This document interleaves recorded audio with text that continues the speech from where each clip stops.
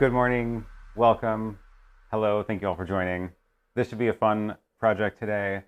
I am going to be building a new desk, finally, to replace the desk over there that I've been slowly tearing apart. So, that's pretty much the plan for today. This is going to be very different than yesterday's stream. I'm going to be just hanging out and working on this project, and I'll be keeping an eye on the chat. So, feel free to ask questions or whatever, but yeah, should be a lot of fun. And I hope you can all hear me because I just realized I forgot to put on my headphones right before this. Oh, look, my snow effect is running somehow. I'm not sure how that ended up happening, but that seems appropriate given that it is in fact December. All right. Get rid of the snow. So thanks all for joining. I don't have the chat up here yet. I think I can do that. Audio is fine. Great. Glad to hear it. Oh, that's my sample message from the chat, which is latest feature I added to the chat thing so that when I load up the chat for the first time, I can make sure that the window is positioned right and the key is right without having to actually say something in the chat, which I was always doing beforehand. So that is a nice new feature. What's up, Tommy? Good to see you here. Thanks for joining. Thanks for the birthday wishes. It is, in fact, my birthday, so I guess I'm building a birthday desk, which will be a lot of fun. This is the Hollyland Lark 150. I've been using it on the last couple of shows, and I'm using it today because I am going to be moving around a lot in this space. So need to make sure that I can walk around without losing audio from an overhead microphone. And hopefully it sounds a little better than yesterday. I think I had my EQ tweaked a bit too much yesterday. I was trying to reduce the noise from this machine over here, and I think I went a little bit too far on that. So it's probably a little bit noisier right now, but hopefully it sounds better. Anyway, yeah, it was okay yesterday, but it was definitely a little bit more like muffled than my normal audio. I had taken out too much of the trebles. I'm not using a gate, but I am using a compressor and expander. So it is set up to, when I'm not talking, it clamps down on the gain so that you don't hear the noise. But when I am talking, it lets the audio through, and then you do hear the noise from this machine, which a gate or an expander is not going to stop. But I was then trying to use the EQ to reduce some of the frequencies from the fans. But the fans in this video hub thing, I swear they are two different fans, and they both have different pitches, so it's really hard to isolate the sound that it makes. So with that said, let me explain what's going on with the desk. So I have it in, let's see, I have it in a box back there, and I am going to be replacing that thing with it. So I'm first going to have to tear that all apart and pack everything up, move, I don't know how I'm going to move those arms somewhere, and then eventually I will be able to build the new desk on the floor here. So the desk itself is from Flexispot, and they sent it over to me to put in the studio, so appreciate them for that. Thanks so much. If you do want to get one of those, which you'll see in a second, I have a link in the description here for the video, and it's a little coupon code to get $15 off as well. Yes, this is a giant mess of stuff. There is so much stuff in here, and it is not super well organized yet. I have been slowly working on it, but it is a project. So I'm going to, how are we going to do this? What are we going to do? We're going to do, I guess I should do some cleanup first, get the stuff off of my desk, and then move that out of the way and grab the desk out of the box. So here we go, packing up first.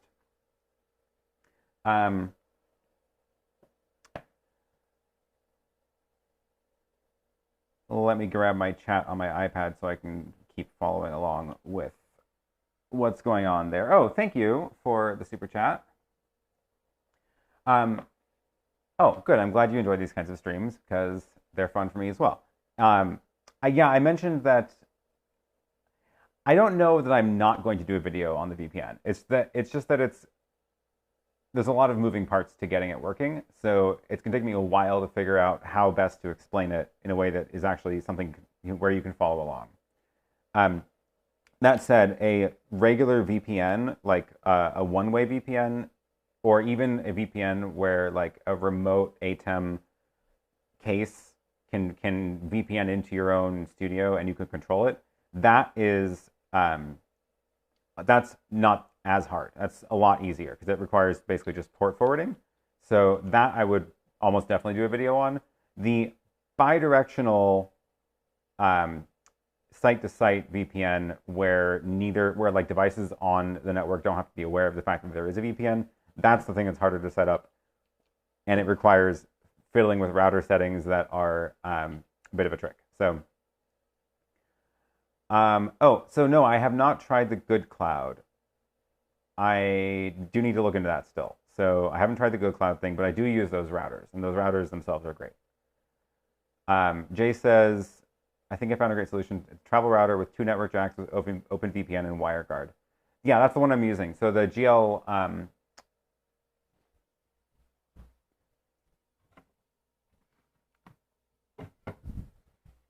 These little things. These little things are great. The GL iNet 750, AR 750 something. And these support WireGuard built in. The trick to the bidirectional two-way is that it requires that you set up settings in your router on the network, like at home and in the other location. It's doable. I should just do a video about it, and you can deal with it if it's too complicated. But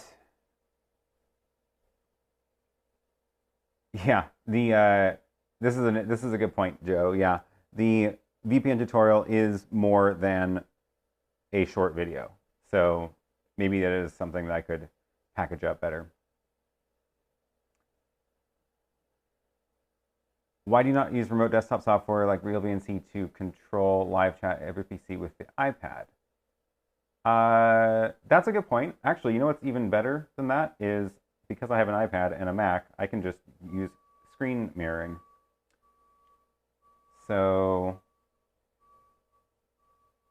I can just mirror my laptop screen to my iPad. How is that working? Is it working? I need to set it in mirroring mode. That is the garbage truck. It's finally back. Oh, this is gonna look wonky for a second while I fiddle with the resolution. All right, scaled. Oh, apparently I can't scale the window because it's on my iPad now. So I don't get a very big. I don't get a very big chat window with this. Oh, there we go. Okay, cool. Now I should be able to tap buttons on my iPad. Nice. Good call. Thanks for that. And thank you for the birthday wishes. All right. Yeah, the garbage truck. It's been a while. I haven't apparently been doing live streams on garbage truck day. Oh, because I switched to Sundays and it was like a Tuesday morning garbage pickup. Okay, so the first thing I'm going to do is start packing things up into this box. And excuse the giant disaster in here, because this is just how it goes. Maybe the garbage truck wants to help clean up. I wish. Nothing in here is like garbage, though. That's the thing. Everything in here is like here for a reason at this point.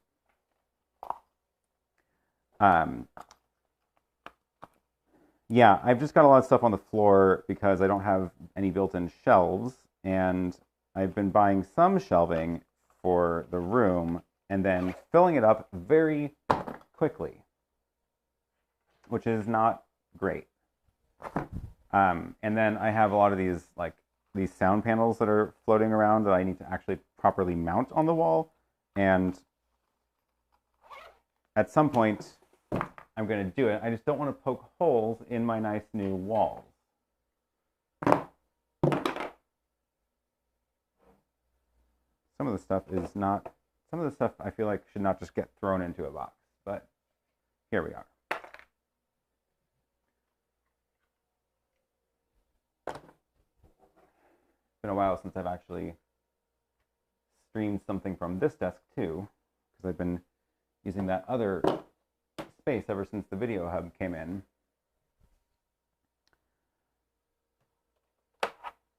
So let's see. Oh, that's not good. This is a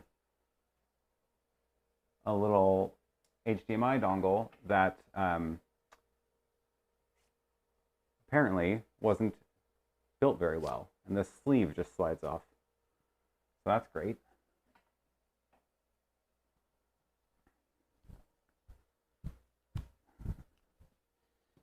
Some of these drawers are organized, and I have one for HDMI cables and things like that.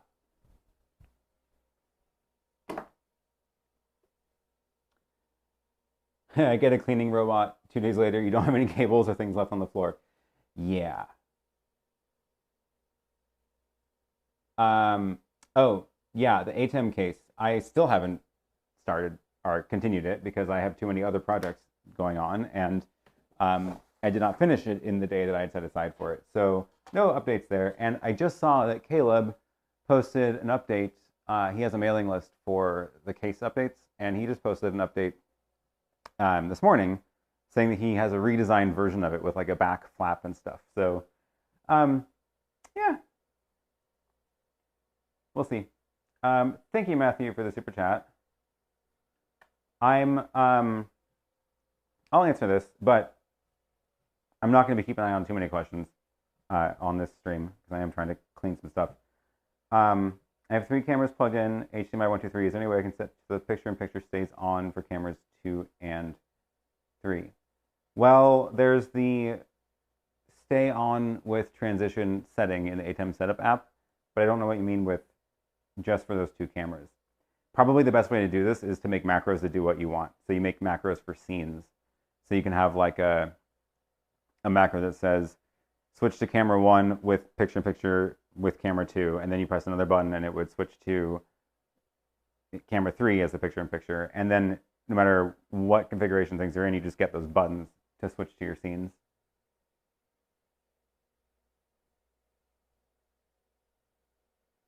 Oh, good. So that's cleaning day on Monday.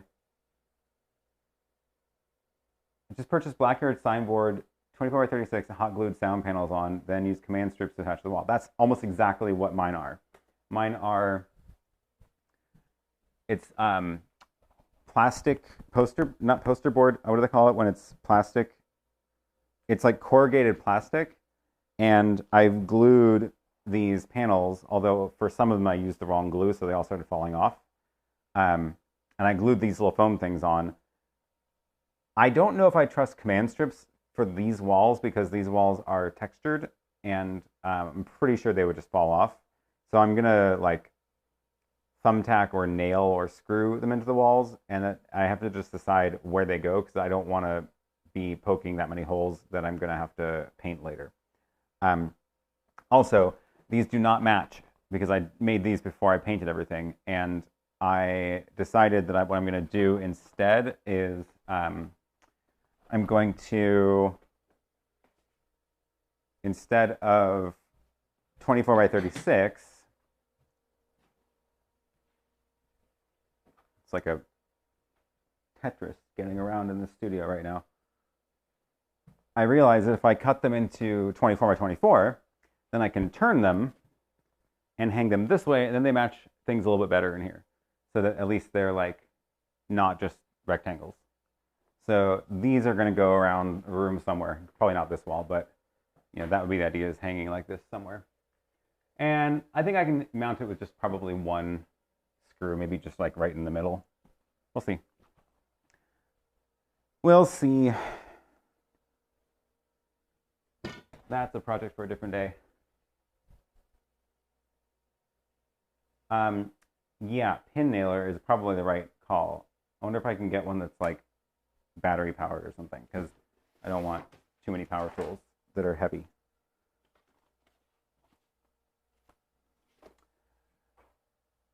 Okay.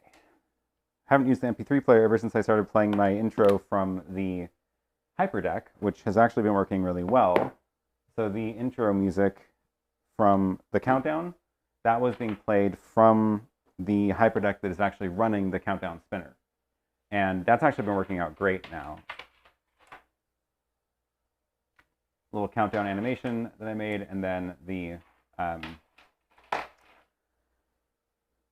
music is just baked into that, which also means one of the reasons I did that was because I wanted to be able to have when the timer gets to 0, I want it to the music to like conclude as well. So by baking it in, that means that I know it will always reach 0 when the music concludes and wraps up, and that way you get kind of a nice little effect. USB cables in that drawer, HDMI cables in the other drawer.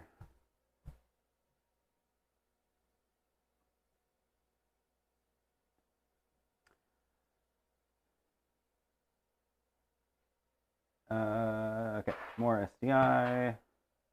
I have like 20 more of these SDI cables coming. Then I can finally clean up the back of my contraption too.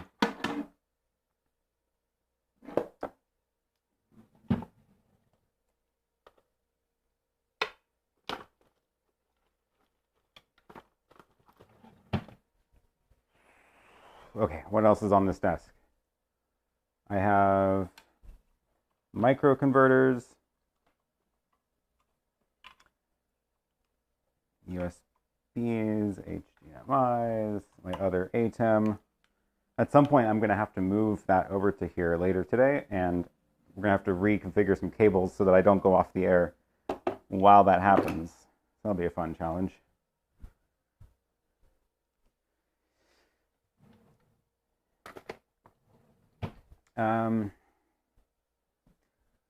What else? What else can I put in that box? How about the ATEM with my little painted white stands?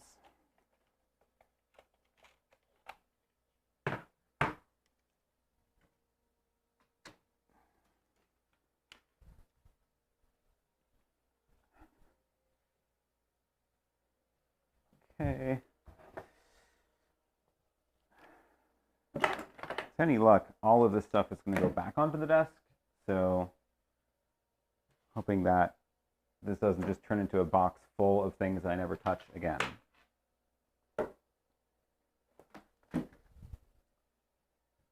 Then the Apple TV.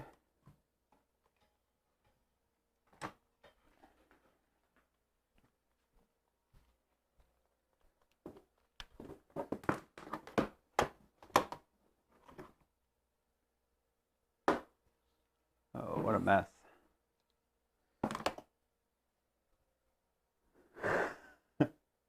The sound panel made a huge difference when you stood next to it against the wall. It doesn't surprise me because I was right up next to it, but that's a cool idea. You need a moderator to read you people's comments and questions. That's a good idea too. You know, what'd be fun is I could rig up text to speech, have my Alexa read them out. Oh, no. Alexa, stop. She heard me. Okay. Lens cap. Where's my battery station? Trying to be somewhat organized. This is already better. Remote. Apple TV. For my GoPro.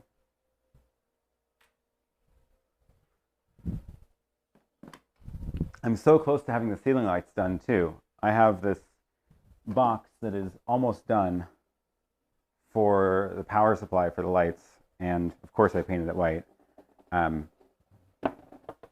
Inside of this is this 5-volt power supply. With these wires, they're going to go plug into the ceiling wires, and I have a little ESP32 to control everything, and I put a fan in here as well, so it'll actually hopefully keep this thing cool. And I need a couple more of these little breakouts, and then I can actually go and install this up on the ceiling. And then I get real lights. Right now, this is just a light that I'm bouncing off the ceiling to light up the room, which is surprisingly effective, actually.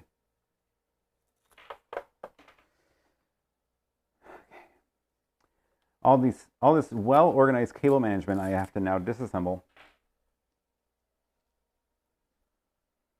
with all these little zip tie things or Velcro ties. This contraption was inspired by Caleb Pike's contraption that he built.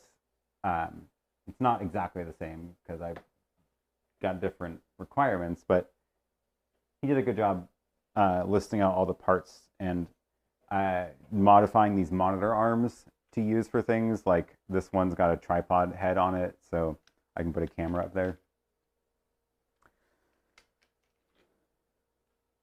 I will probably rebuild most of this on the new desk, so we will see how that goes. Simon asks, could the video hub go SDI to HDMI than HDMI over Ethernet? I don't see why not. Yeah, I don't see why not.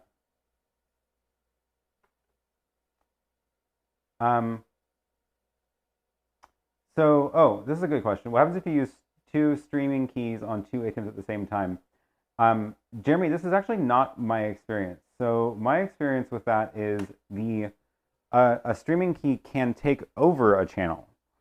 I was testing it, and if you stream with the same stream key to the same primary ingest URL, then the new stream will take over the YouTube channel. That's what happened when I tried it. And then there's also the backup URL, which behaves differently. So the backup streaming URL, if the primary one stops, it'll cut over to the backup, and then it won't go back to the primary unless the backup stops, which is not how I expected it to work, but I guess it makes sense.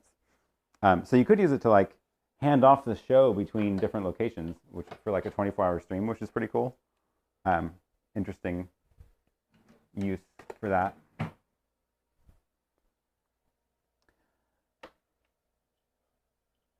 Okay, I'm going to deal with my network wires in a minute.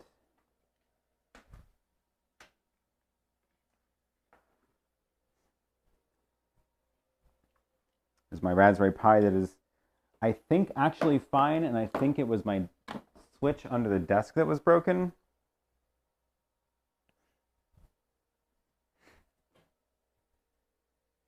What was that? Okay, networking. I mounted a network switch under this desk a long time ago, and it only has 8 ports, and I filled them up real quick.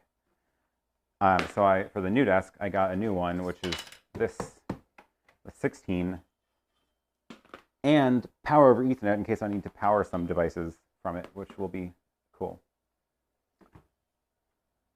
Okay. Let me just put all of these somewhere off to the side.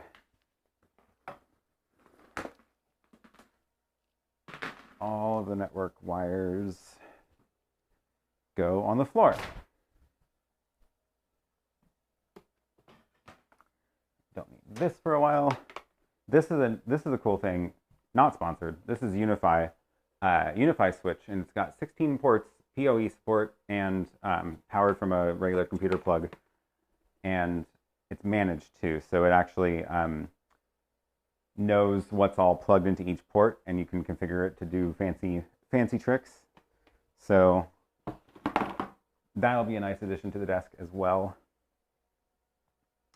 What microphone is this? This is the Hollyland Lark 150, and it is the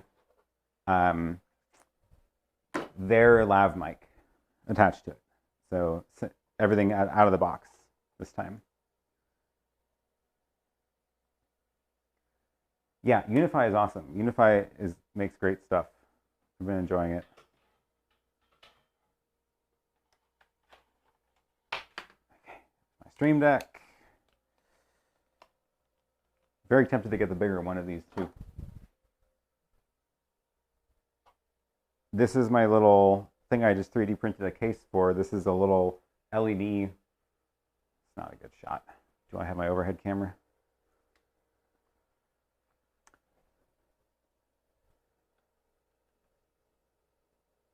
ATEM 3, overhead camera. We do.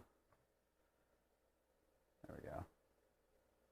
It's a Raspberry Pi with a little LED grid over it, and this just came off the printer this morning, so now I can finally put this case. This is like a diffuser for it, and I need to print the next part, which is the grid for separator, so that it'll have like nice pixels shining through, and then I can put this back on my desk in a nicer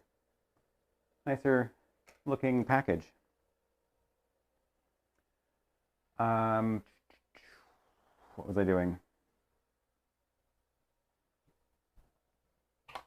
Card reader, dock, and oh, that's just a cable. Power. Okay, almost disassembled. Almost disassembled. How much is the switch? That's a good question. It is, I'll have to look that up. I don't remember. How is chat popping up live? I am controlling the chat from my computer or my iPad. My computer is screen shared to my iPad. So this is just like a remote desktop to the computer, and I'm tapping on the comments to show them. I am not at all surprised that the headset mic sounds better because it is right in front of my mouth instead of down here. But I didn't want to deal with that and moving when I'm moving around. Compared to when I moved into my studio, there's so much more stuff. That is true. It is. I've been accumulating things since being here since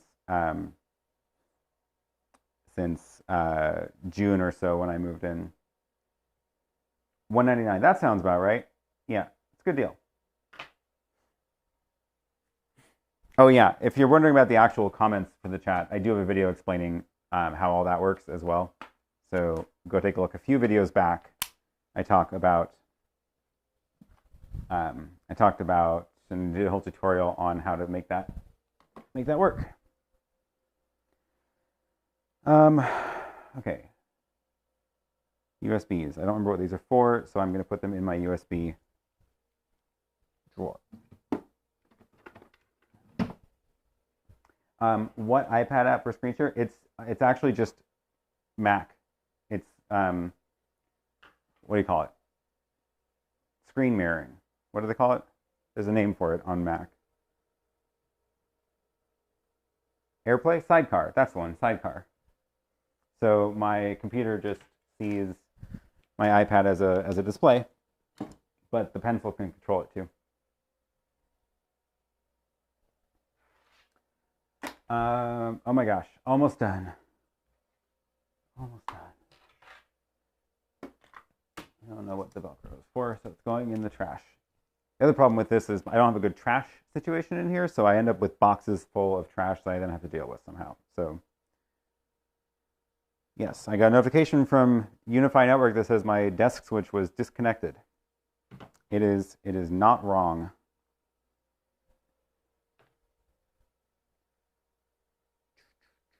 Okay, time to do this. Microphone wire for my camera.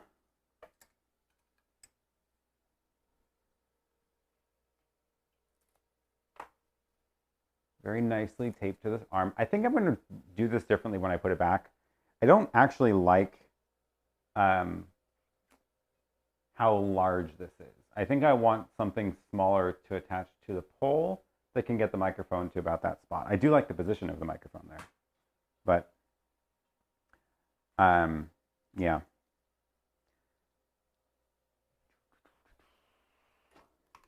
Patrick, you should create a chat bot to answer the question about your chat plugin. I like that idea. This is the Lumix G7 up there. My G5S is the one at the desk pointing the other way, but this one's the G7. Sorry it's a little dark in here. I wonder if I can actually... I wonder if this is in manual mode. It is. Let me brighten it up a bit. Okay. And let's make sure focus is out there. That's a little better.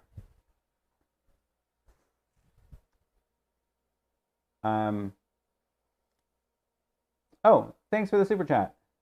To use it for tweets and Vimeo would be a nice add-on for the next update. Tweets and Vimeo.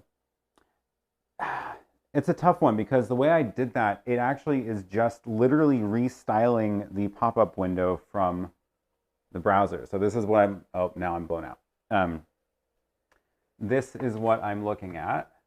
And like, I can just, it's literally the YouTube pop-out chat, right? So this is the YouTube, like you can see the URL, youtube.com live chat. And what it did, it just like adds room to the bottom so that when I tap one, it slides in. And then, so what that means is that like, there's no API, there's not much to it. So like, if I were to add support for Vimeo, it would basically be, Vimeo would have to have a pop-out window and it would work only for Vimeo. Only in Vimeo. I can't like combine them. I don't even know how it would work on Twitter. But like a better way to do it for like if you're going to be pulling in multiple sources would be what John did with H2R Graphics, where he's actually using the API to pull in the messages into his software. And that means he could add multiple different channels and combine them all into one where you can then choose which message to show. And that would totally be the better option really for that. But I do like the way this one works, and it's, I don't know why I keep going back to this one. What is all this under here? Right. One of these is, this is my little riser.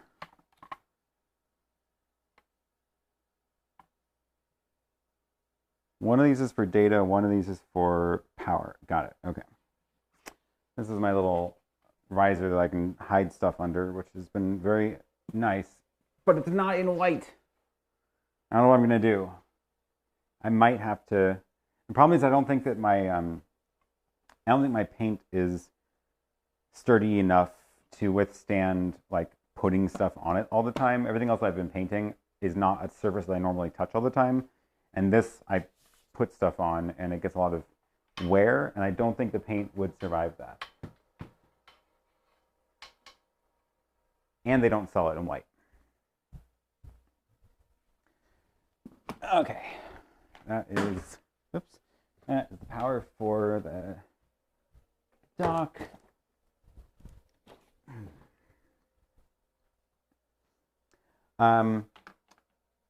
Does it drive me crazy trying to work and answer all the questions at the same time? No, it does not, actually. It's fun. Do I think the ATEM Mini Pro should have better options for adding stingers or graphics and overlays?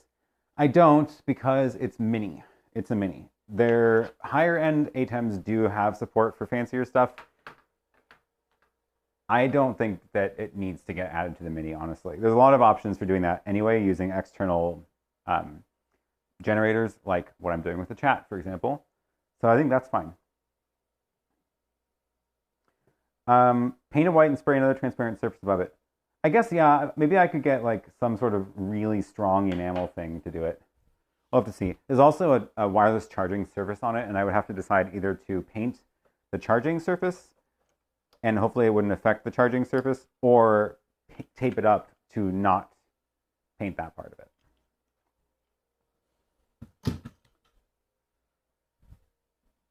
Okay, what's left? The microphone arm. No, not that one. This one.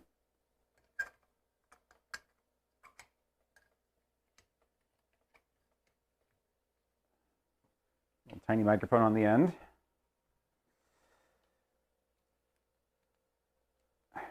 Okay. I guess this is just going to go on the floor. I think most of this is going to end up on the floor.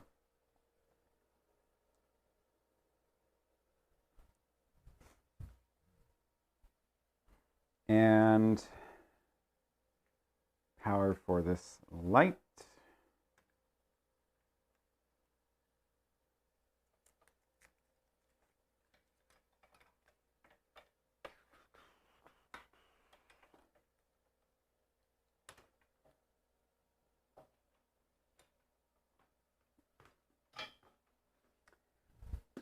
It came with a nice long power cord. Where am I going to put this where I'm not going to forget what this is?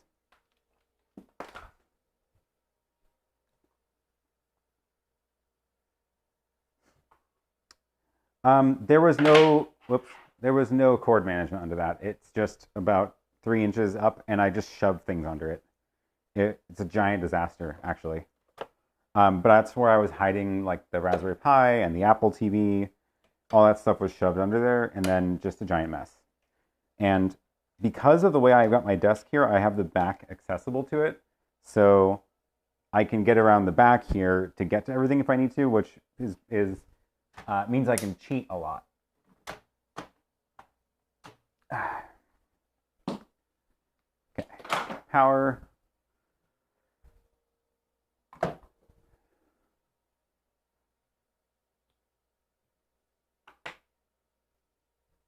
Now, arms.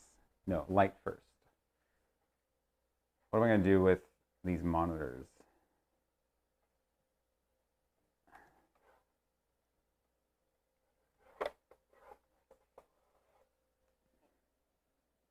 What am I going to do with this light? I think I need a screwdriver for that.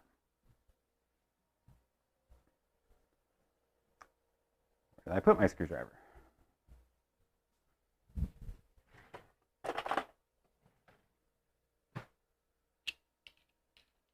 Yeah, you get to see the very messy behind the scenes of this space right now.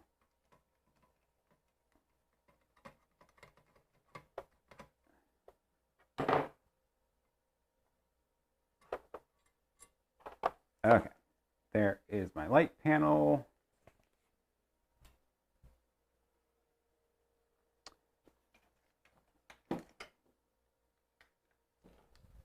What light is this? This is the, yeah, I gotta mention each thing as I take it off.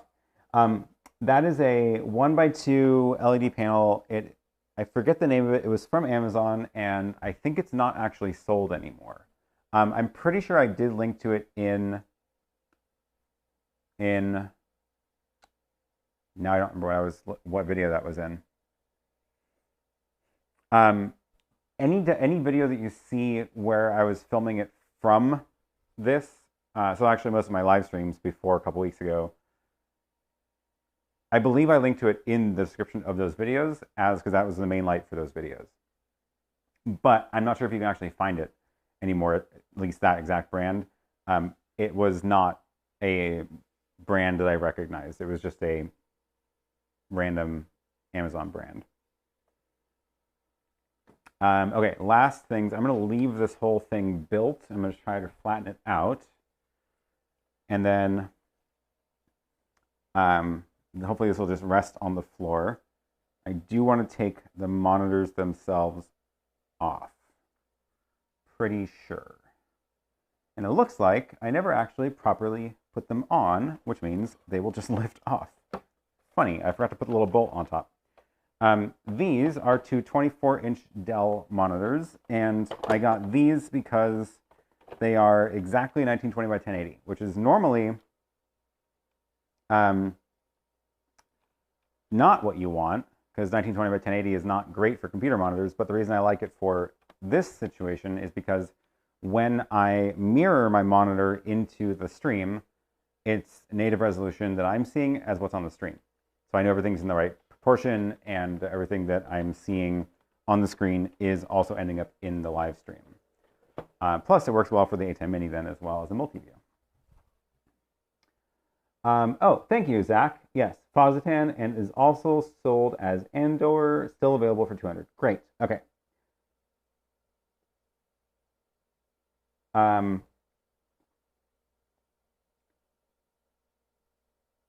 I do need to make a bot to answer this question. There's a video on my channel about what chat I'm using. So you can go take a look at that video. Scroll down, it should be like just called live chat. It's got the little, in the thumbnail, it's got the little chat message. Yeah, so this monitor stand, I don't remember if I bought the monitor stand by itself or with arms, but you can buy these arms individually. And you can buy them in 2-segment or 3-segment pieces. So I didn't think I was going to be doing a whole desk tour, but now that I think about it, of course I was. The monitor arms are, yeah, you can just buy these, and then some of these are modded. So let's see. This one's got the regular monitor clamp on it. This one has, oh, that's the same thing. This one I flipped over because I wanted this to come down instead of going up. So the 3-segment ones end up dropping, whereas the 2-segment ones end up being straight. This one required some drilling to get the screw for the tripod head. There was one more on here that I got rid of, and I think I'm actually going to be getting rid of some of these as well. I actually don't like how sort of like spidery it looks, so I'm going to try to rebuild it to be a little bit less overwhelming. We'll see how that goes. It might happen today, maybe not. And now, this should come off. Ta-da! Okay. Where is this going? By the front door.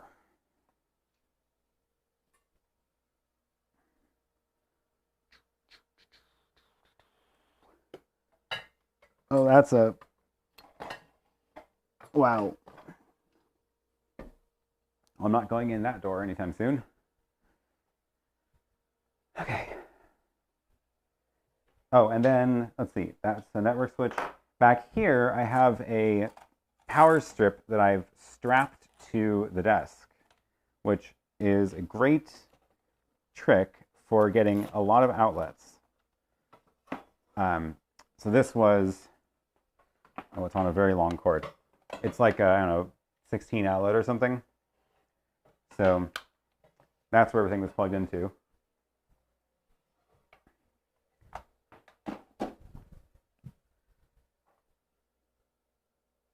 Oh yeah, the gas lift ones are fancy. That I think may work better for monitors. I don't know if I would use those for the other things I'm attaching here though. Let's see, I'm not going to need DisplayPort anymore because I'm switching over to HDMI.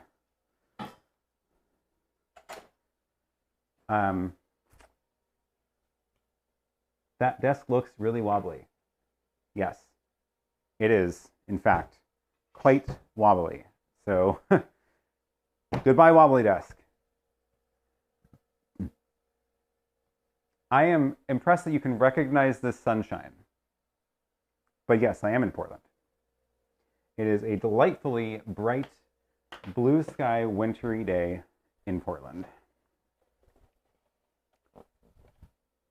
Where can I put this one?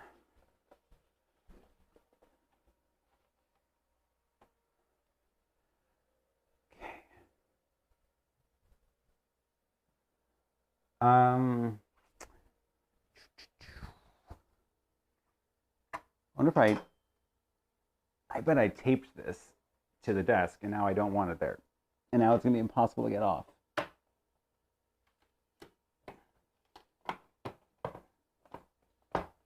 Another life hack. Taping things to the underside of your desk. There we go. Not bad. That was a little network switch, which I'm going to have to do some troubleshooting because I think this thing may be the culprit for the problems I was having with my Raspberry Pi companion setup. Not that I need that one anymore because I've got the fancy one now.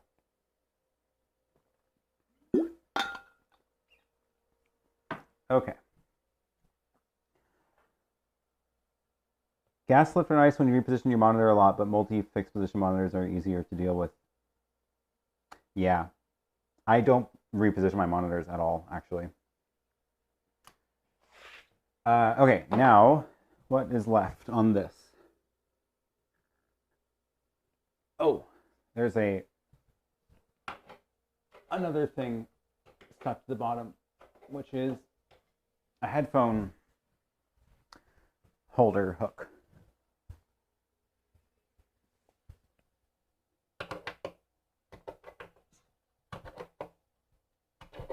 That is some strong glue.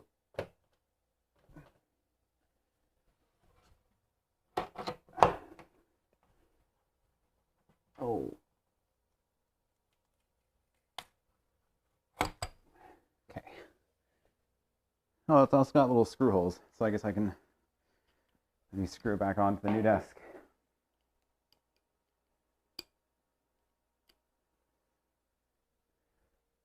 Whew. Okay. Headphone holder under the desk is also highly recommended.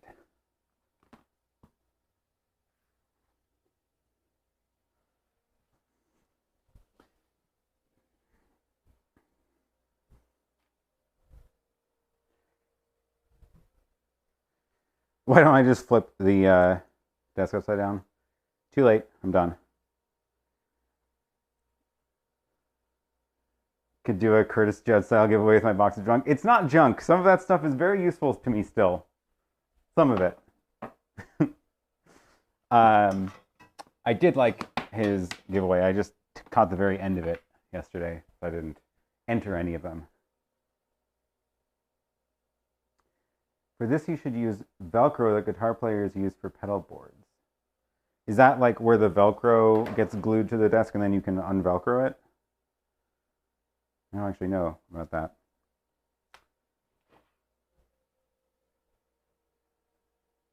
Okay.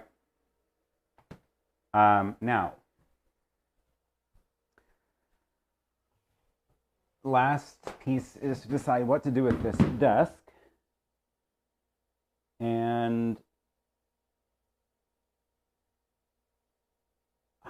it flattens down nicely if I take off the top. That's probably better than trying to store it somewhere like this.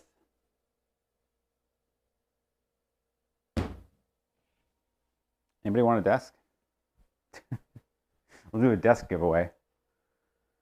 I have an Allen wrench tool somewhere.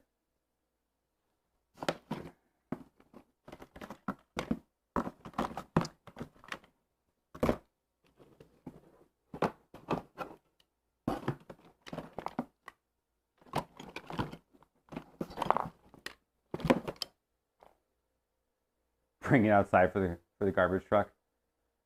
There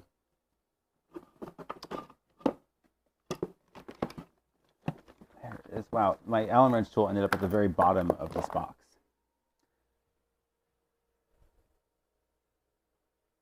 Save the top and put new legs on it. That's a thought. The top isn't great. It's also not the right color. Tell you what, if anybody's in Portland and wants a desk, you can come pick it up right now. Let me know.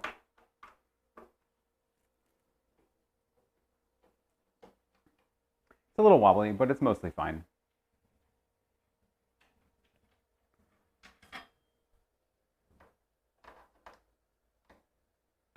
And it folds up, so it's easy to transport.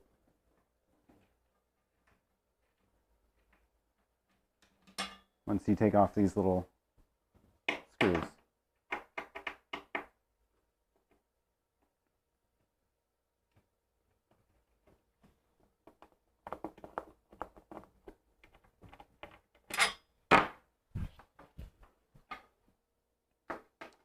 I left my iPad over there. I can't see what people are saying.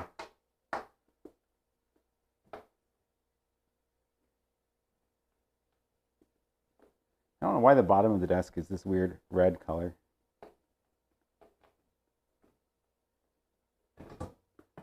All right. There is the desktop.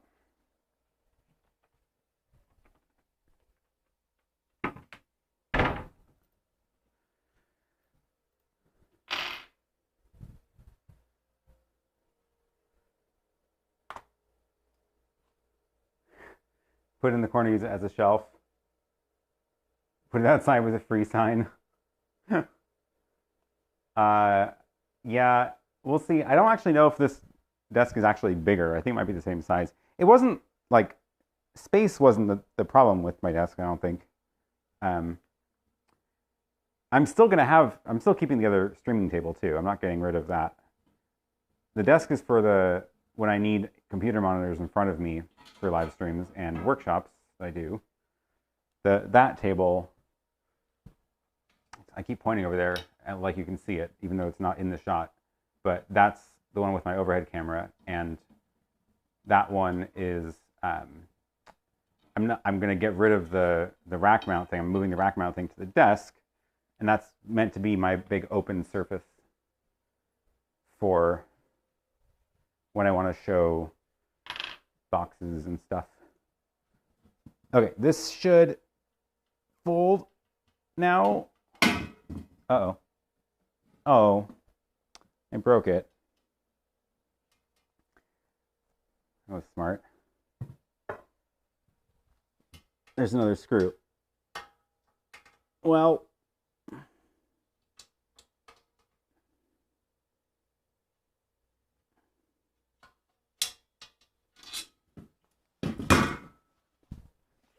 so much for that.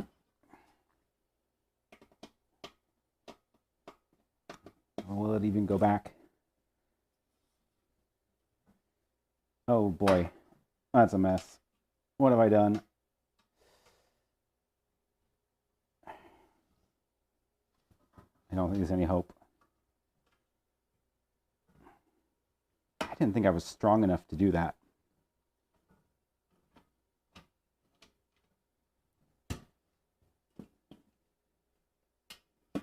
Jeez. It's bent. The screw is bent now. Can I get it through?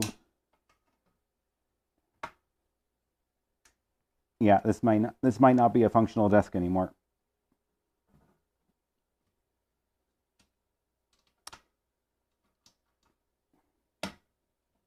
Oh well, served me well.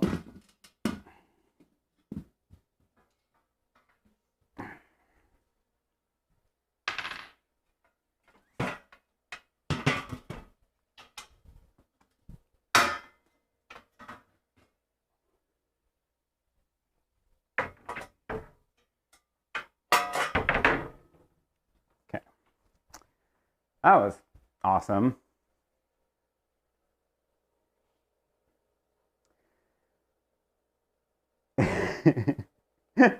There goes the desk giveaway. Yep. It is recycled now. The top is still fine, but the legs are now dead.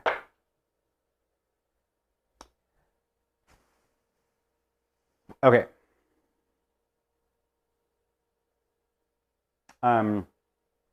Yeah, these are...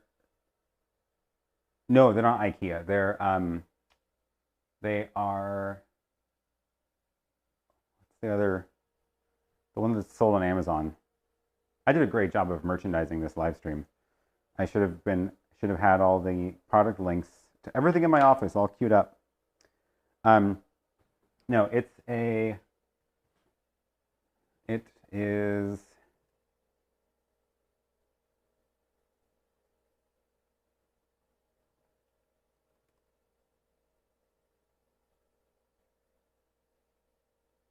Winsome. That's the one. Very similar to IKEA, but same assembly style, things like that. Let me grab these links.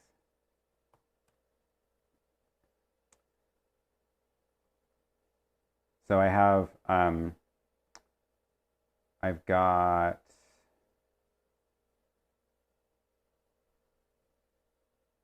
this one, which is the short one with the 5 drawers and the one big cabinet. And then there's also the tall one back there, which is the 5 drawers with the cubby on the top. And honestly, I probably need some more of these because it turns out that any available space I will fill up. So here's the tall one.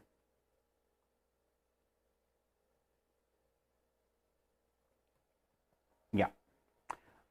So lessons learned, storage is great. Have I devalued the ATEM gear by painting it? So far, I have not painted any ATEM gear. I have painted Blackmagic gear. I have painted the SmartView Duo. The let me just grab this other camera. So I have. We're gonna go. We going? There we go. I painted the SmartView Duo, the 2 monitors here, and this is just a blank insert. I guess it is Blackmagic. This is the Blackmagic rack, which I painted. This was not Blackmagic. This was not Blackmagic. And the Hyperdeck, I definitely voided my warranty by doing that. As for whether I devalued it, I think it's worth more now, so no. I increased its value. But yeah, definitely voided the warranty on the Blackmagic gear that I painted because I took it apart and painted actual pieces of it. But I've had those things for like 5 years anyway, so I think the warranty was way gone already. Okay. It is time to build. I'm very glad this was shipped to me because it's very heavy. And I did not have to move it anywhere.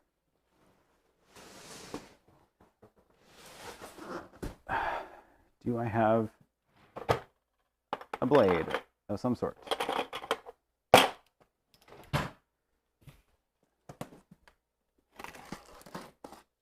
So that was the first part of this live stream, was the deconstruction process, where you got to see every step of everything in my studio get taken apart, and now we get to do the construction process.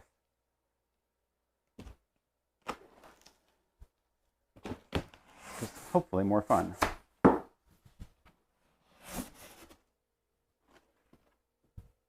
Okay.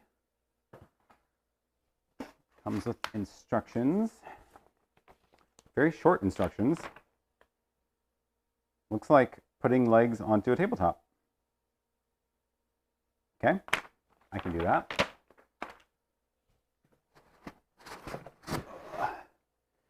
Some hardware, probably the legs, and power supply. And, oh, here are the legs. Oh yeah, these are sturdy.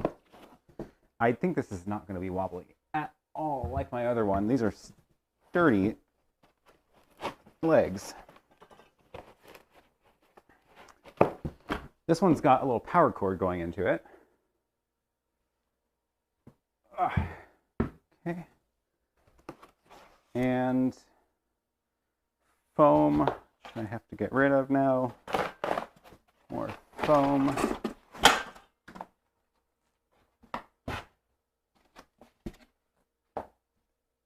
Okay, and that's the top. So, and it's already in white. I don't have to paint it. How about that?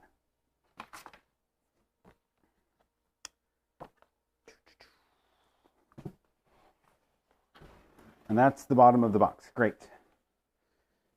So I'm going to put this on my rug so I don't scratch the top.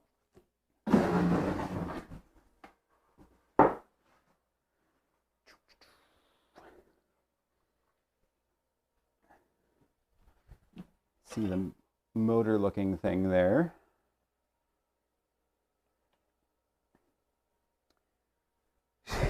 Don't break the legs on this one if it's a desk. Hi, are we really watching Aaron assemble a desk? We are. You don't have to be here if you don't want to. I'm doing this. I thought it might be fun to watch anyway. Yeah, I guess I haven't actually done a live unboxing before.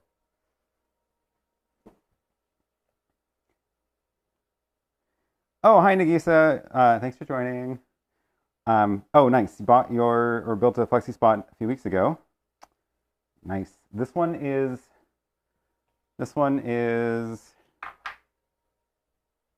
looks the same as my other one, actually.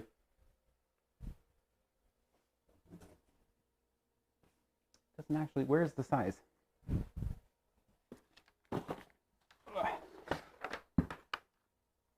EC9W is the model. 23 by 47. I think that was the same as my other one. Cool, that'll fit right in. Okay, here we go. God, this is a big box.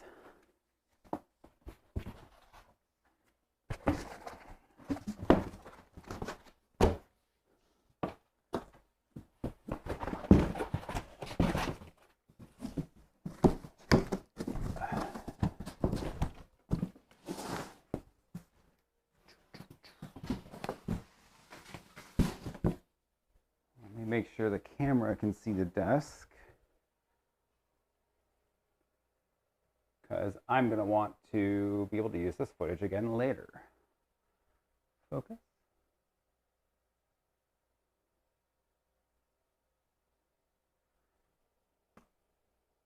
Okay.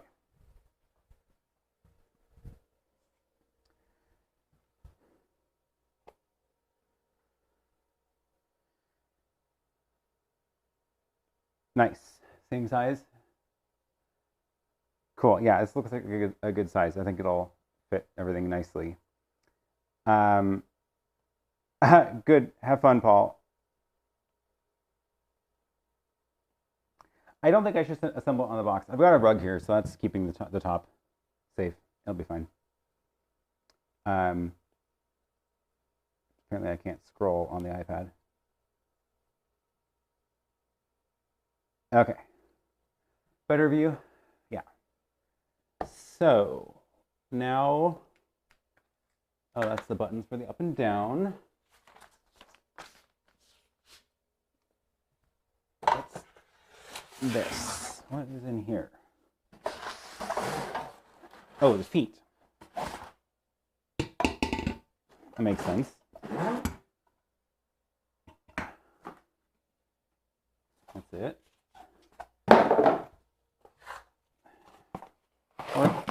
There are all the screws. And it comes with Allen wrenches too.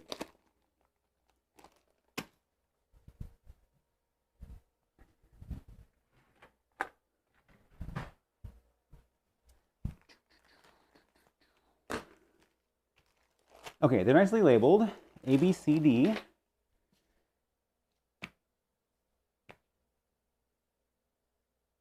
Install the lifting column. 2. Lifting column is probably the one with the wire on it, I'm guessing. Lifting column with the cable. Tighten the screws with the Allen key. Okay, 2.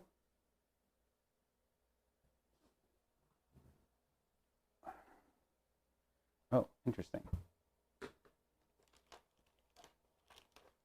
It's already got little screws.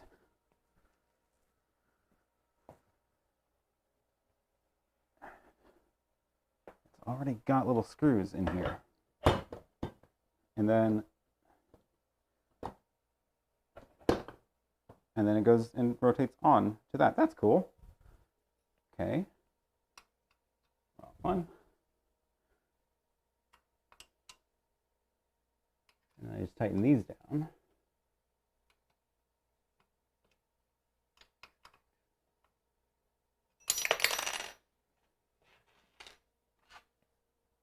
Wait, I did that backwards. The cable needs to be on the inside.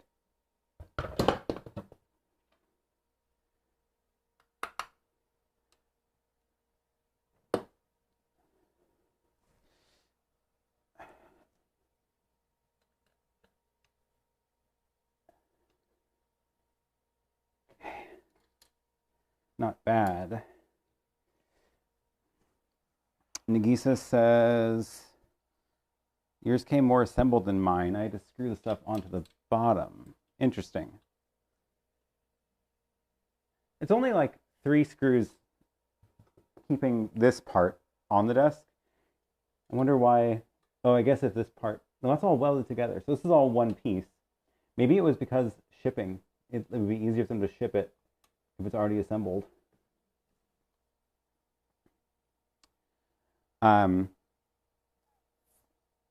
The channel open, still missing the start of the stream. Well, the good news is we're still here. Thanks for joining. Keep the box and you also have a sound panel. Yeah. That is an interesting point. I bought a standing desk in March, now I want everything to be a standing desk. Yeah, love it. Okay, that one's on. Am I supposed to put more screws on it?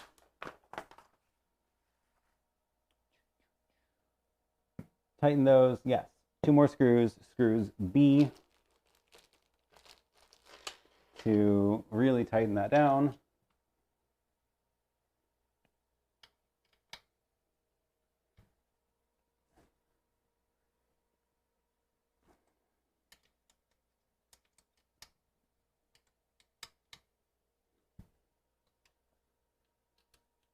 I think I need to tighten these all at the same time.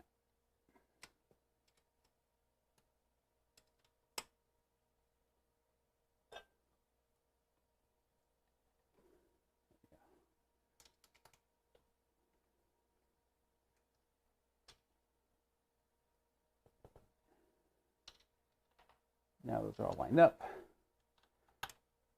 Okay. Very brave doing this live. Yes, yes. I could have done this like an edited video where you just see the glamour shots of the, you know, the easy parts and when everything fits together nicely. But honestly, this actually is pretty straightforward so far.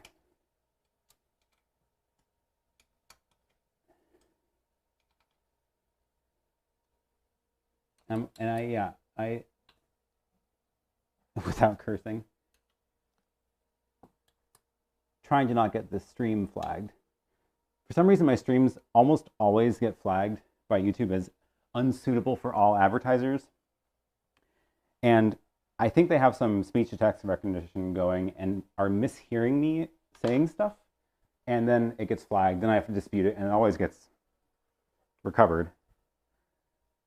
It's very annoying. Okay.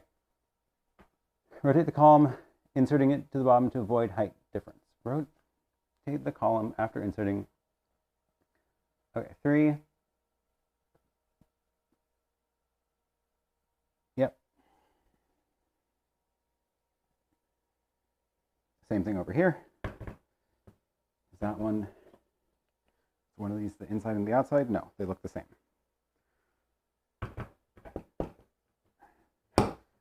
This is a cool design for this. There's like this pole that runs across that connects into a thing in here, so when the motor spins, it's moving both mechanisms in each leg. That's a very cool idea. Okay, 2 more screws. Let's get these lined up.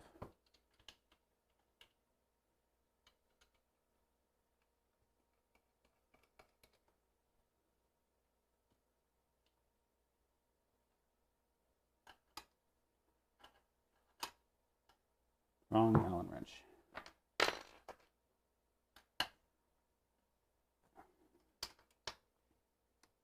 So far I've had to do 8 screws, which is not bad at all, in my opinion.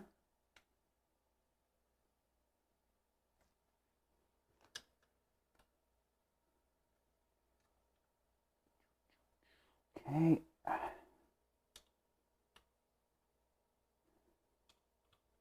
And tightened.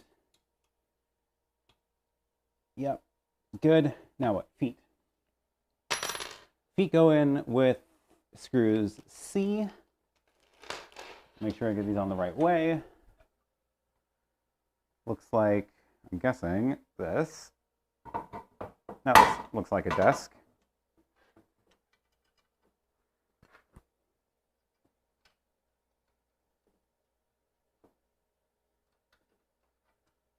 Get one to hold it there.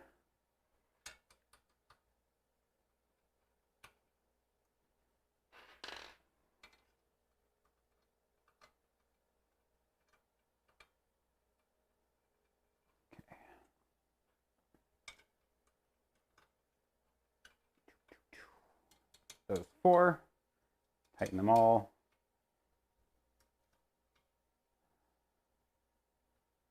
And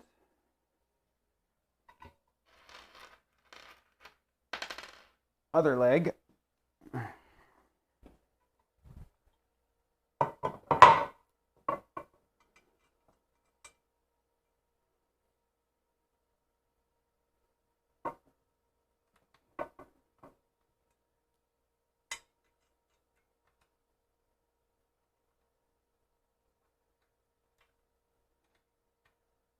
Now I'm realizing I should have been recording this locally. I guess I'm gonna have to download this footage from YouTube later to use it in my video.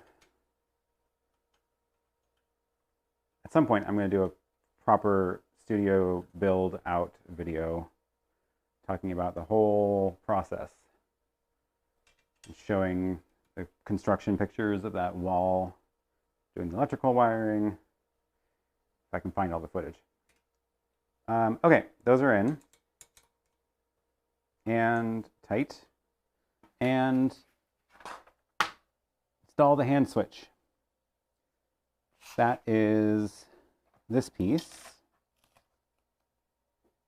Looks like they even gave me a little screwdriver. So they want this to go up there, and there's little screw holes already for it. Yeah. Perfect. Must be those screws. And then what?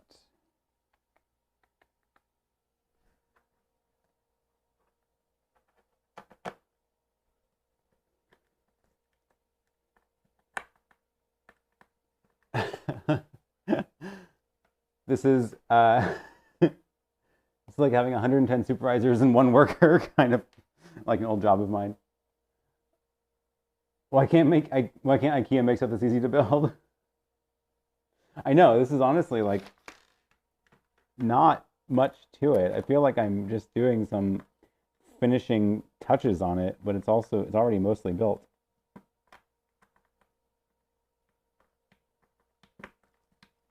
Okay. It's nice they shipped a screwdriver, but I think I want one with an actual handle.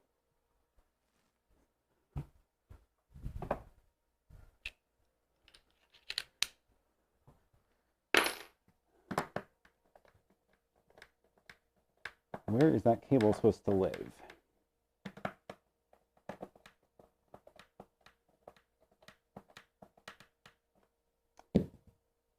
Looks like a well thought out and nicely built desk. It does, actually. It does. These connectors and cables should be white too. Yeah, I don't mind. There's going to be some stuff in here that's still black for sure. Okay, so now I've got these two to connect, and then power supply. Oh, it must be what this little thing is for. I guess it's just going to hang.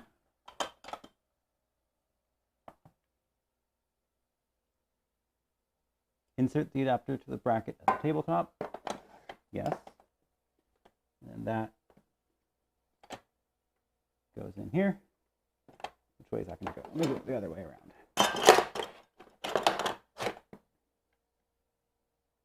Okay. Interesting power cord. And then, where'd the power cord go? Oh, here it is.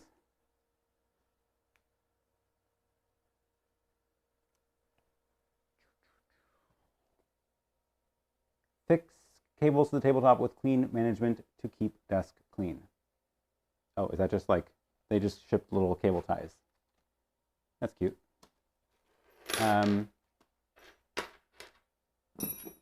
Extra screw, I think. And then this gets powered somehow.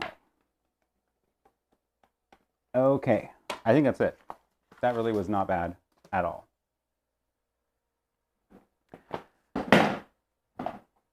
Now, we are going to turn this upright. And get my camera right spot.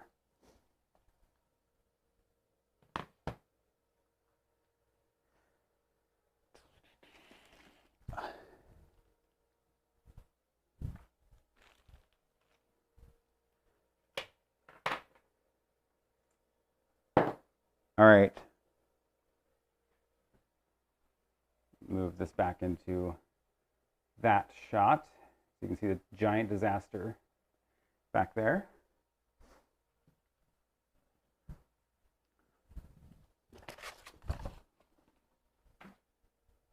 And I'm going to rotate it that way. Do I want to put rubbery things on? Oh, there's little levelers too. That's cool.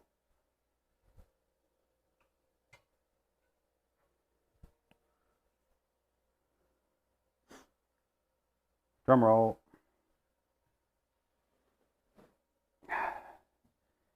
It is heavy, I will say that, which is good because that means it's going to be sturdy. Try not to take out my power outlet. Try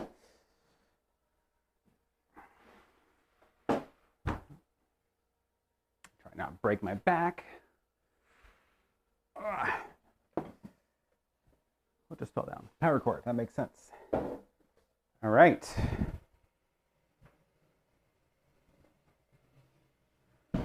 Here we go. That looks like a desk. What do you think? Oh, look how much brighter it looks compared to my old desk. It's nice and white. Much better. Okay. Should we see how it works? Why don't we take it for a spin?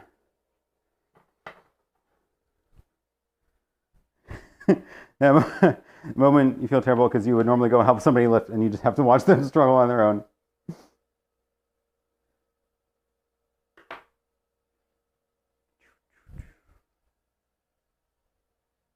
Okay, where am I going to plug it in?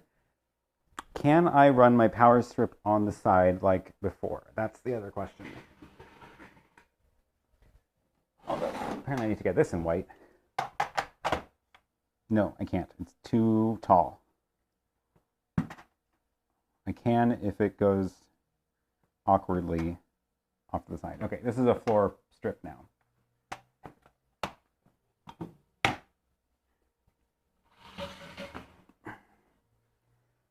Let's see how this works.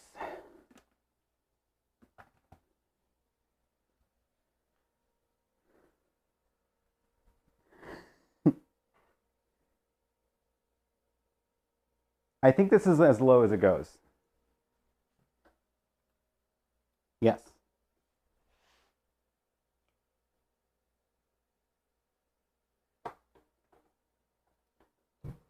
There it goes. How tall does it go? Oh, wow. Woo! That's tall. Is it going to keep going? Now it's taller than me. There we go. I do not need it to be this tall. That is for sure. Now the power strip fits. I would just never be able to lower it past a certain amount. Designed for 7 feet people. Yeah, it's going to launch soon. It sure felt like it. I can see this will be a cable nightmare. I did think about that because I am planning on putting the giant rig on this desk, which means I will need to have it, the cables hanging off, be flexible because they are going to have to run to the ground. But that'll be an interesting experiment to see how that goes.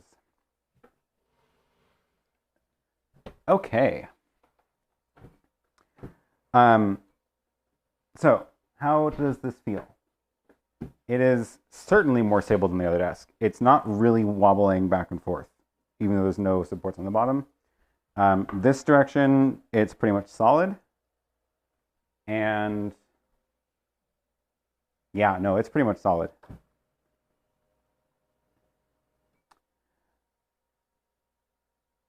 Yes, that's what I should do, is attach the outlets underneath like this.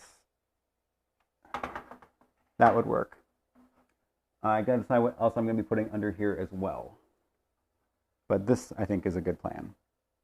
Does mean all my power outlets are hanging sideways, which is a little bit weird. Or upside down, rather. So some of them might need some straps, because like the Mac power bricks are super clunky. But this seems doable. Question is, what can I, how do I go into that? I think I need those really fat screws, because this is, I'm sure, some sort of particle board. But that's probably doable. Cool. Until I get that done,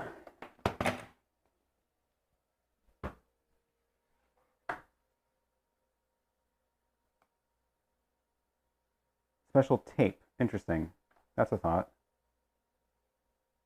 1 U brackets that will turn the power supply 90 degrees. I could do that.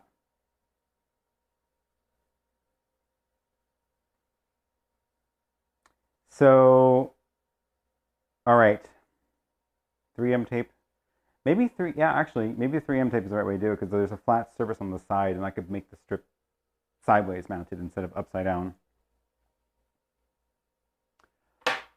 Now, the question is, should I put my monitors back on? I do want to trim down the number of arms on this contraption, because I'm not super thrilled with how it looks. But I do at least want the 2 monitor arms. So, this is the first thing to go back on.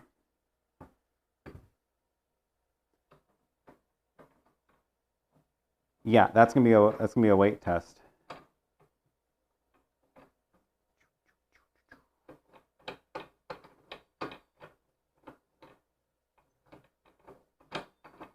Come on.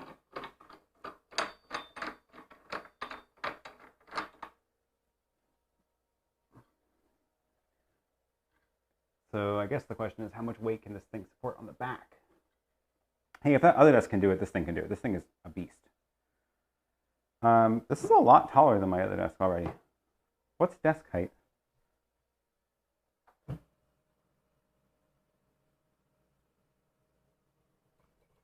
Something like that. Great. Yeah, power and cable management last is probably the right call.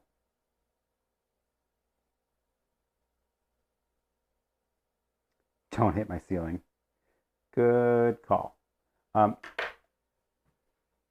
Yeah, I actually wonder if that is now tall enough to hit the ceiling when the desk is fully up.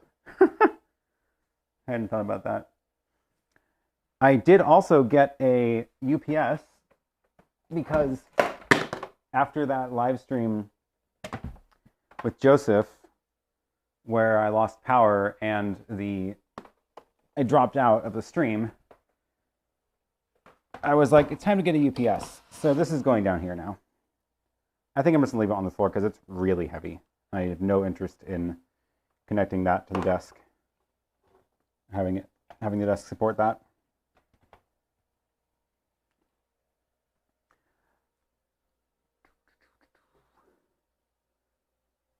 Okay, monitor number 1.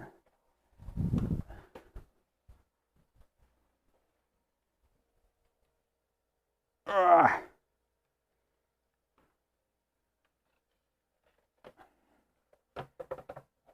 At some point I should put the little screws back on there too. Monitor number 2.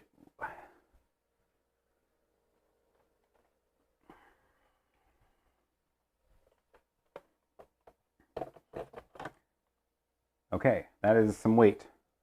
How's it feeling? The arm is moving, the table is not moving. So far, so good.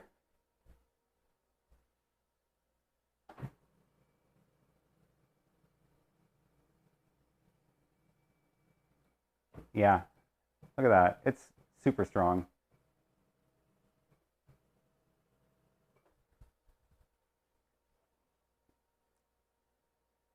To paint plastic and have it be hard, you want a trim grade, hard enamel grade of paint, and it does come in white.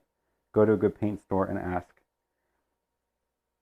So I have an enamel, that's what I've been using.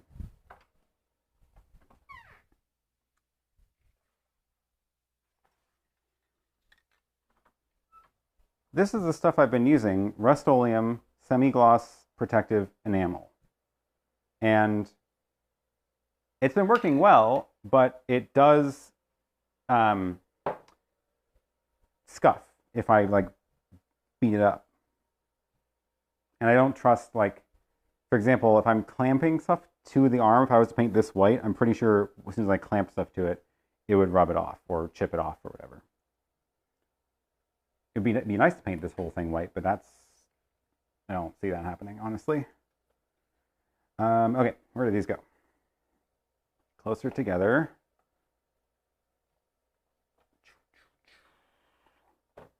The next question is this, am I going to have to raise this to get the rack? The rack is going to go here. Let me do that right now. This is going to be a trick. How am I going to do this? I'm going to move my wireless camera to the ATEM directly to bypass that thing, and then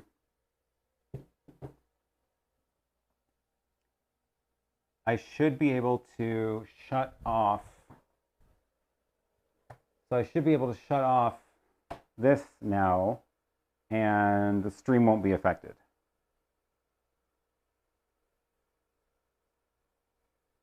Then I can pick this up and move it over there, which I think is my next step. Yeah, okay, here we go. Oh, I am going to lose the chat.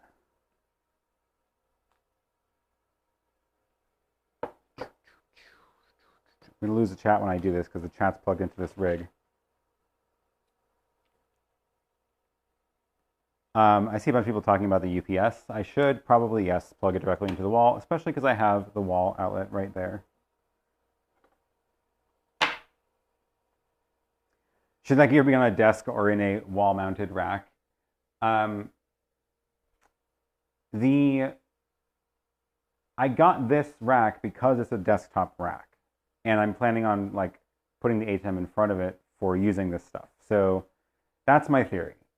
I also was thinking about a like a cabinet, like a floor standing rack, and I decided against that a while ago. So we'll see if I regret that decision or not. Okay. I'm going to start yanking cords, and hopefully this stream stays online. Oh, I should turn off the chat overlay first. Okay. Here we go. Let me just yank the power to the noisy machine. Oh, I forgot to connect my monitor to the output too. Oh, it's a lot quieter in here now. Can you hear it? A lot quieter.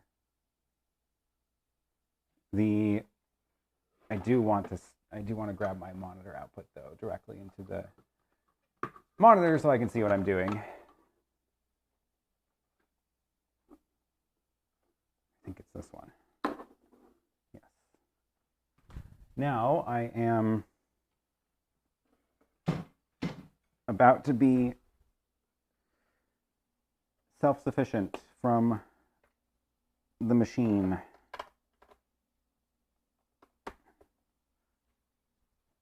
Okay, multi-view is back.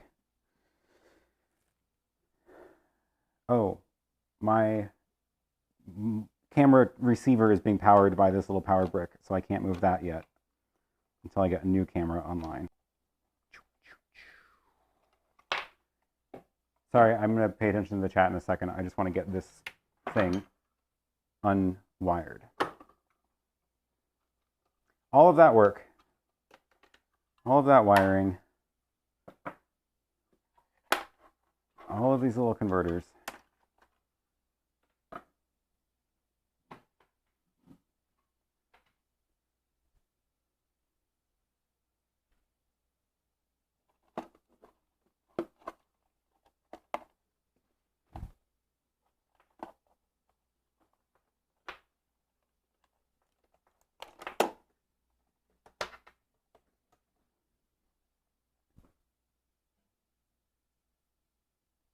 And it's coming back. There we go. I forgot that the ATEM itself is using a network connection that was powered from this thing too. But the buffering did its job. So with any luck, you may actually not have missed any content, and you may just be now behind in the stream.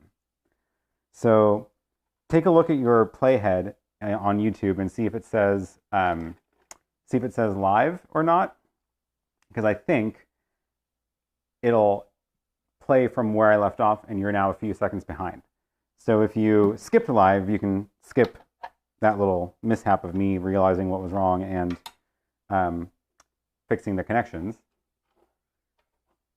and then skip back to live. But yeah, let me know what happened. Let me know what you saw. I saw the ATEM was offline, and then the cache started filling up and got to like 50% before it got its network back.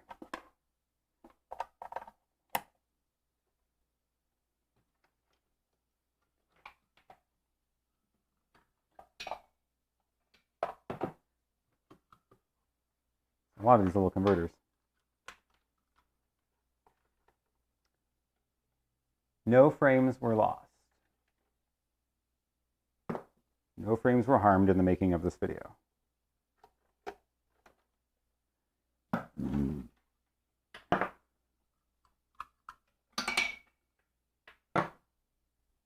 No? Anybody else?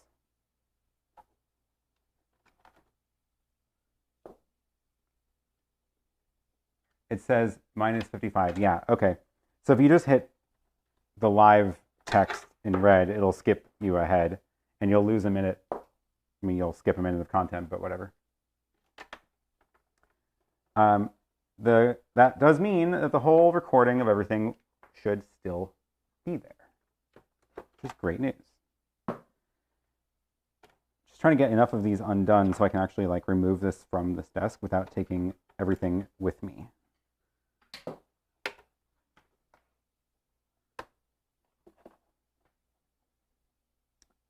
"30-second delay, not bad."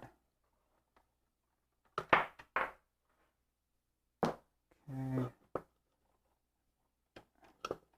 what I did not think through was that I'm not going to be able to restore all of my cables to the right spot on this stream.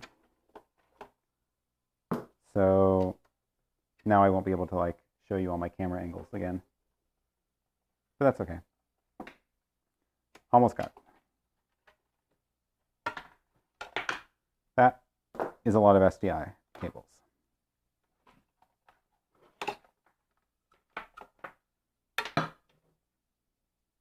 Okay. Network. It's coming. No, that's not coming with me. I have a better switch now.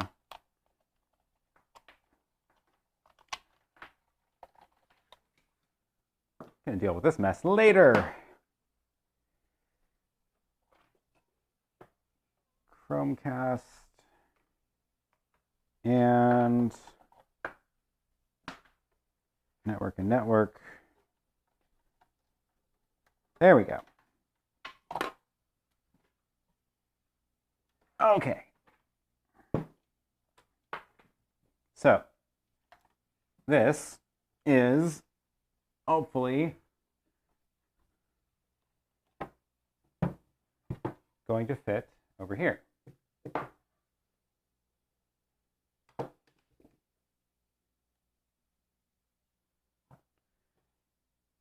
This is my plan for this desk.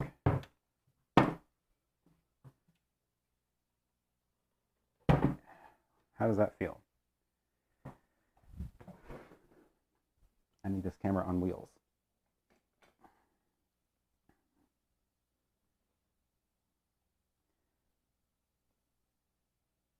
So, this is not terrible. My monitors need to go up a little bit. This is definitely like 2 parts of the desk now, so it'd be nice if I could turn it a bit. Is that coming out too far to be like comfortable? Yeah, the monitors need to go higher. So let me do that.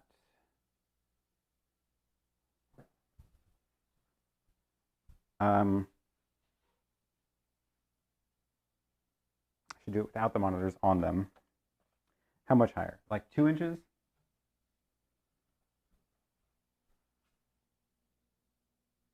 I think it's like 2 inches.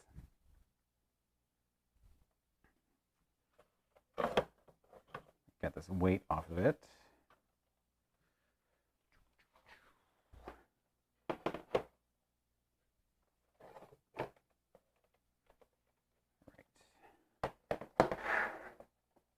Then, oh, where did the tool for that go? Maybe this one works. Giant fat Allen wrench. Nope. It's too small. Somewhere.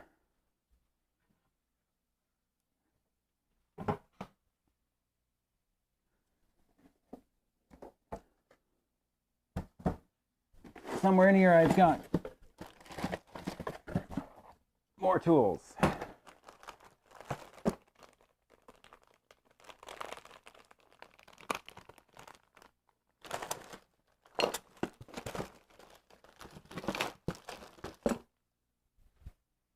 This one? Yes. Okay. This, oh crap, that's too small for that one. So where's that one?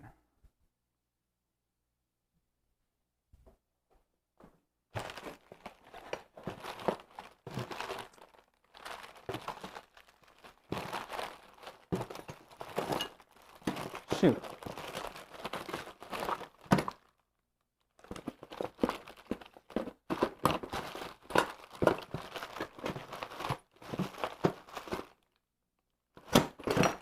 I have like 5 copies of the small Allen wrench and none of the large one.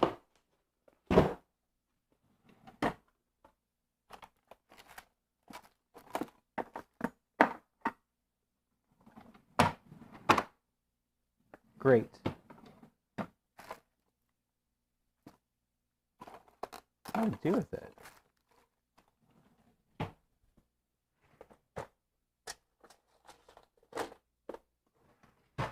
Huh.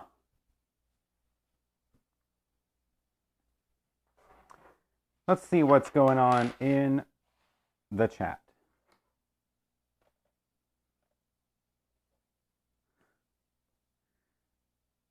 What have I missed? Excellent question. So far, I have disassembled my streaming desk and built this Flexispot desk, and then tore apart my rig that I was using to actually stream this live stream from live, and moved it over here. And now I need to move this video, or this arm up, and I need to find the Allen wrench of the right size, which has to be around here somewhere.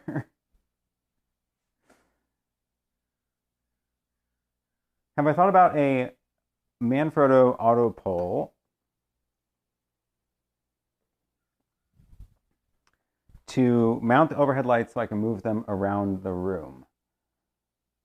I don't have any overhead lights right now. They're all in stands. And I have thought about mounting some of them, but I haven't committed to that enough to actually want to drill the holes in order to do that, because that's going to make some giant holes in the walls and ceilings. I'm definitely considering it though, especially as I'm finally settling in to here and figuring out what makes sense in the space. The bracket at the bottom of the pole is the Allen key keeper. Oh, is that what goes in these little things? I never put them in there. That is a good place to store them. Well, when I find it, I will put it back. So what am I going to do?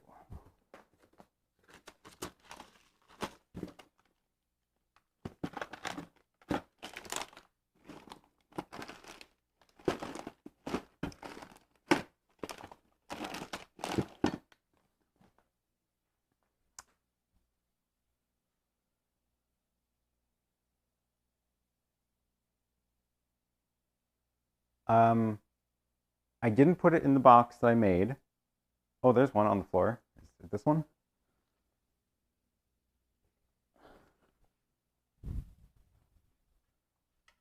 It is. I just randomly found it on the floor. Apparently, the floor is my storage. Okay. So this one first goes out of the way. We'll deal with that position later. Now, 2 inches. So I'm going to shoot for like there. I need to get my another camera wired in here quick because the battery on this camera that I'm using now is not great. Okay. So let's tighten that. And then okay. See if that fits.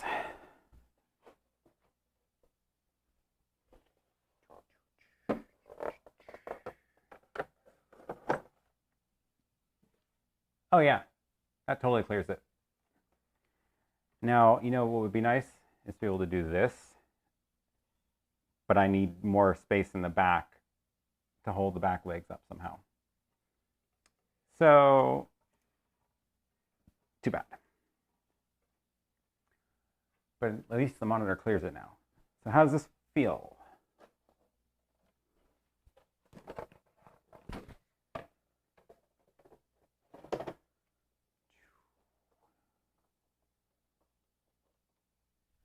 Something's a little bit off. There we go. Can I mount that to the wall? Oh, I forgot that I'm not showing the chat anymore. Let me see if I can fix that. I think I can. I think I can get my Chromecast plugged back in. Where is my Chromecast? Or rather, my HDMI splitter.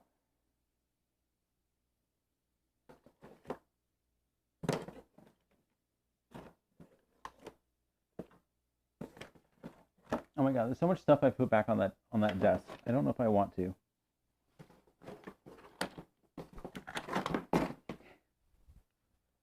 There's the Chromecast or HDMI splitter to go.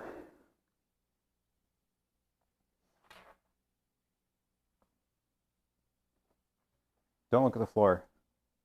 The floor over here is a giant disaster. Oh, right, I hung it up. Oh, it's already in a splitter, of course. So let me plug that into 4. And that should give me chat. Yes, excellent.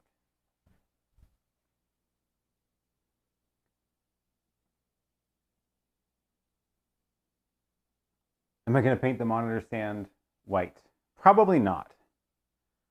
I don't know if I trust the paint enough to do that. Just because it's, I guess maybe if I get everything like settled, I could, because at that point it wouldn't be changing much. But like, I'm already scuffing the black part of the arm, so the white would definitely chip off. But once I get it in, like settled, maybe I could. I don't know. Probably not. Chat on screen looks odd.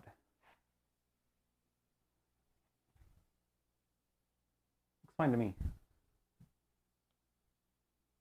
Rust-Oleum is best spray paint. Nice. Yeah, I've had good luck with this stuff. Looking at the converters on your desk, are you using long HDMI, short SDI, or the other way around? It depends. So on the, I try to do as short of HDMI as possible in general. Some of the HDMI cords are, I think, longest is 10 feet from the overhead camera because it has to like wrap around. But other than that, I've been trying to use shorter cords. Okay.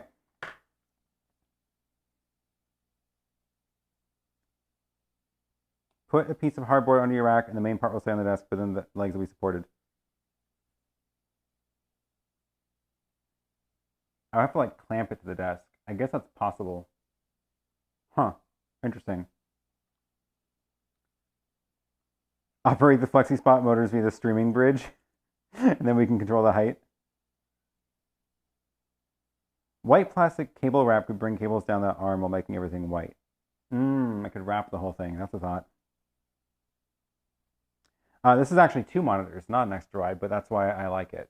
It's 2 monitors. Each one is 1920 by 1080. That way, I normally have like the multi-view on this one, and then this is my computer monitor. Okay, what am I going to do? Can I rebuild the SDI rig enough to get the stream back to it? Or at least a camera?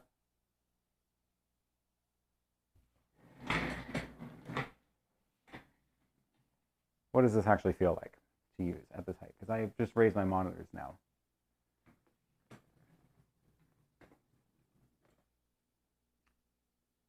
So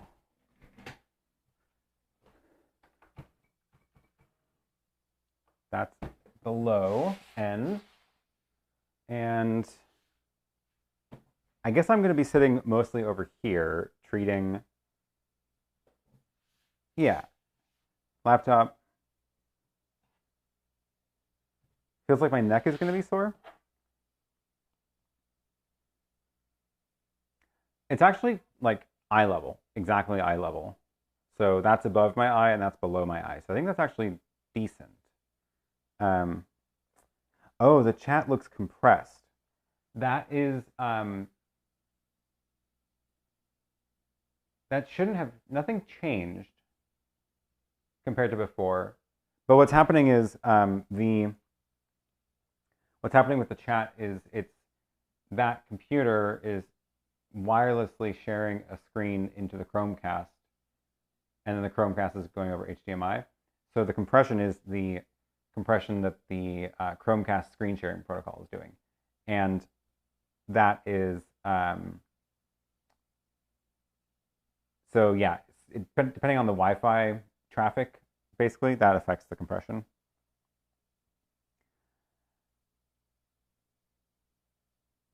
The desk can go a bit lower for your keyboard. The desk, this is as low as it goes. I can raise my chair. Oh, nope. Nope, this is as high as the chair goes. I think the stool might go higher. At this height, where would I put the camera? Ooh, yeah, that camera, that's a bit high for the camera now. Before the camera was mostly at about eye level.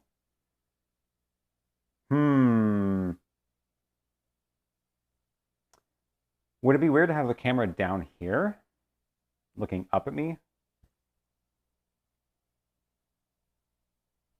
Is that weird? I know it works for some people.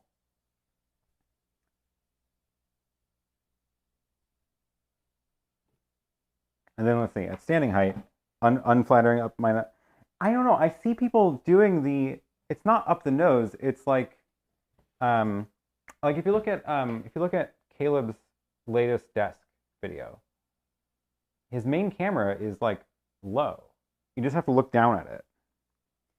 I guess if I was looking up at the monitor, that would be weird. So if I was looking down, it would be fine. So let's see, standing.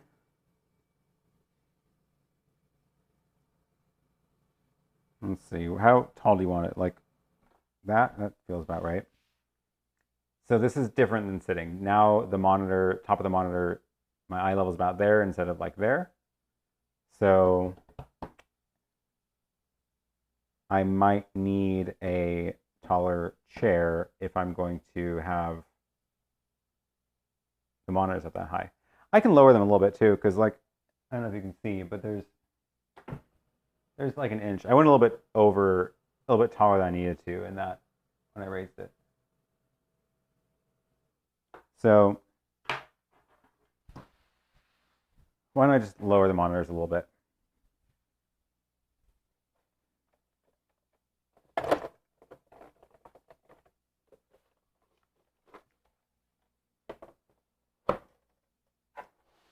Camera between the screens. That's an interesting idea. I wonder if I could do that. That could be an interesting plan.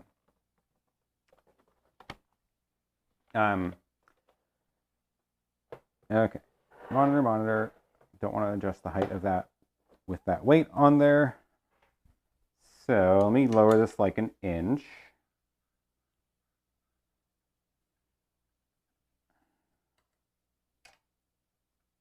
What time is it? It's almost noon. Okay. Oh, come on. Stay there.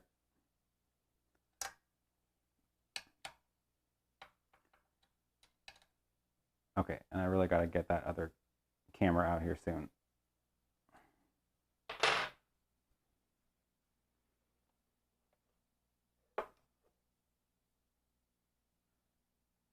So this is mainly for streaming. This is not a desk that I like edit videos on. Actually, mainly because the monitors are not great for video editing because they are so small. So it's a streaming desk, but my streaming is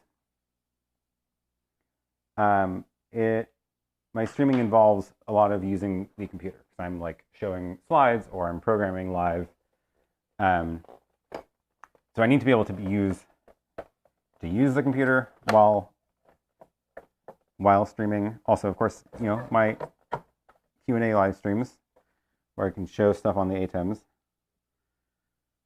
Okay. How are we looking now? So if I did, oh, there's no way I can put a camera there. How am I going to put the camera in the middle?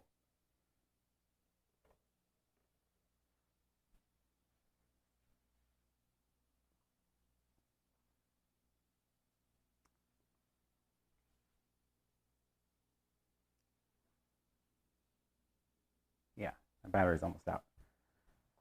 Okay, okay, what am I doing? Can I get that camera back?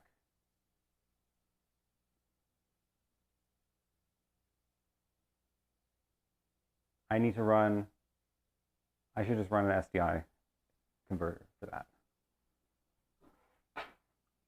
That's how I'm going to do it.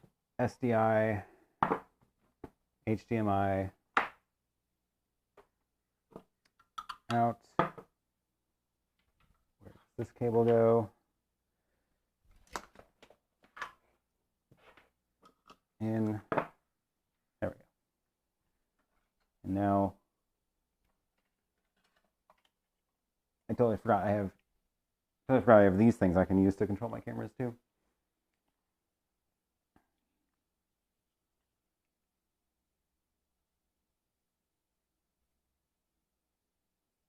Turn on. Which one's the power button? There we go. Okay, so now I can switch cameras. Now the stream won't die. Excellent. So, yeah, watching the stream is really bad because you want to rearrange your office. I am terribly sorry. I'm not, actually.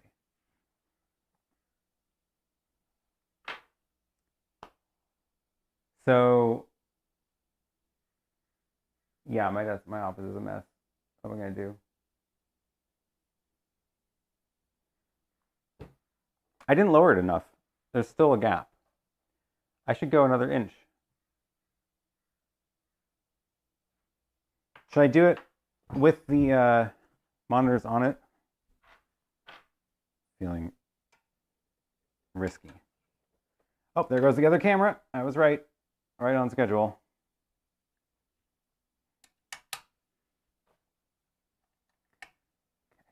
I just want to go up.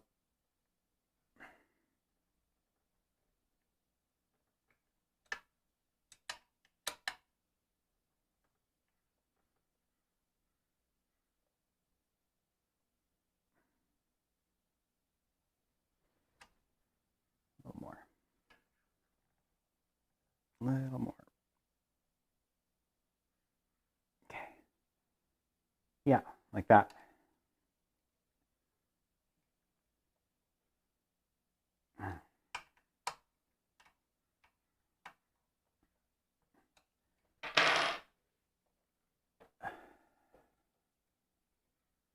Now how does it look?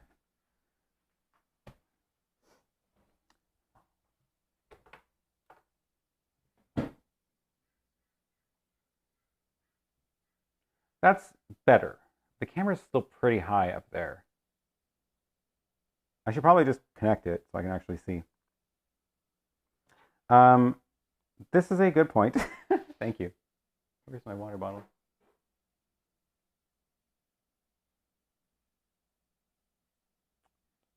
Yeah, the Flexispot stuff is really cool, and you can get a version of just the base, and you don't have to get the whole kit, and you can put it onto any tabletop. And that's actually what I did at my home office. I actually built the top for the desk, and then bought just the arms, and that works super well too. Oh my gosh, I like how everybody else knows where my water is. Okay. Separate monitor arm.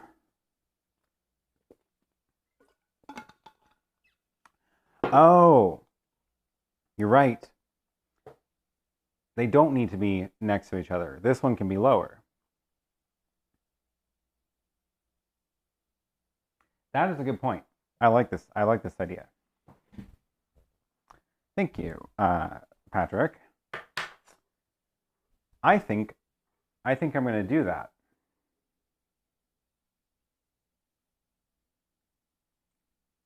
I don't really care if it looks.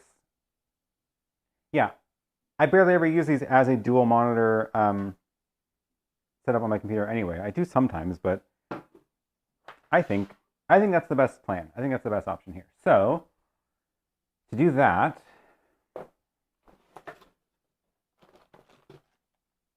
I have more arms.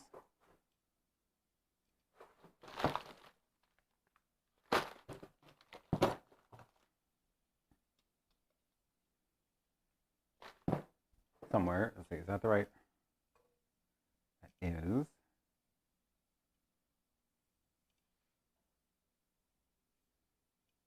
Some of these have a. You don't think it's a good idea for the monitors to be different height? But here's the thing, is that most of the time I'm not using these as dual computer monitors. Normally, this one is my multi-view for the ATEM, and this is a computer monitor.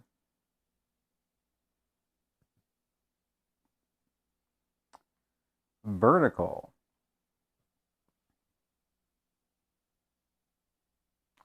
Vertical is also a thought, because then I could put the camera right there. And let's see, as a computer monitor, that's fine for like, no, I can't do that, because the reason that I got this screen this size is so that I can share this screen into the ATEM. Also, I'm going to be powering this from the Matrix, not from my computer. So, okay, teleprompter.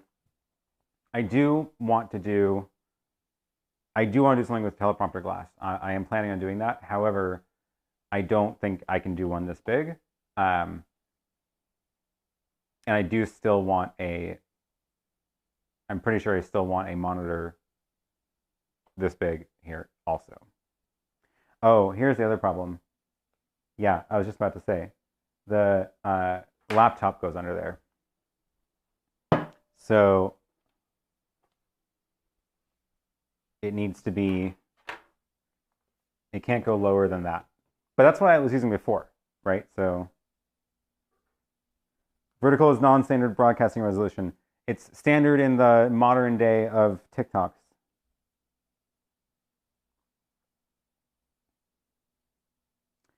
And keep it the same height, just get an extension for the right monitor to give room for the camera as a center between the monitors.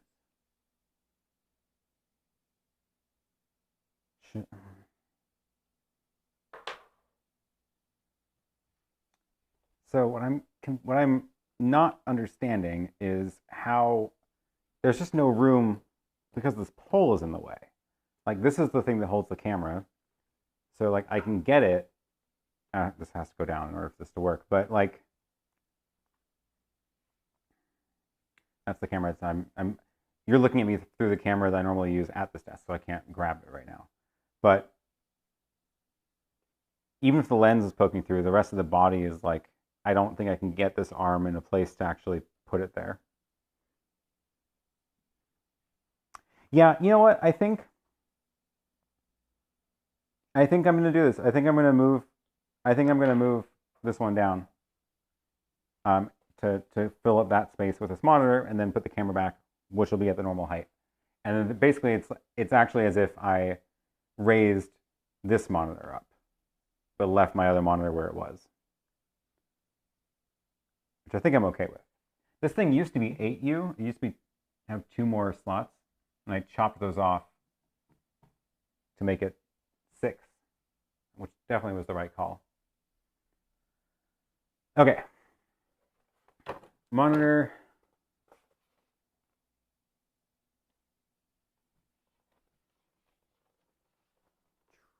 More room. for all these things.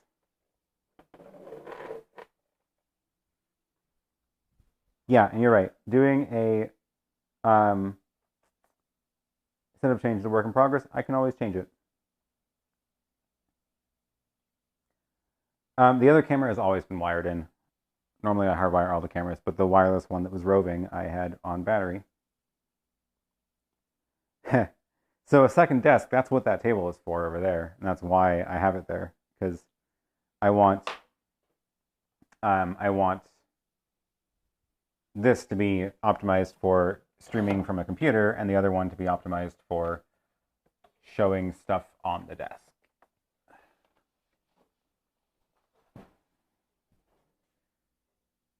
I'm running out of surfaces to put these on.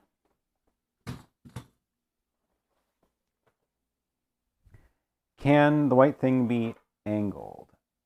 This thing? A little bit, yeah. I don't want to eat up too much of the front space either.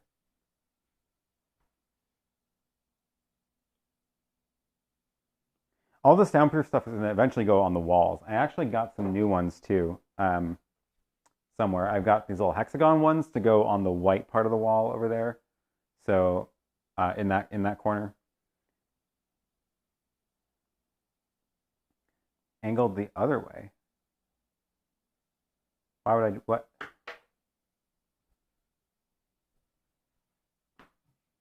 I don't get it. No, this is pretty much where this thing goes. I don't think there's any way to move that.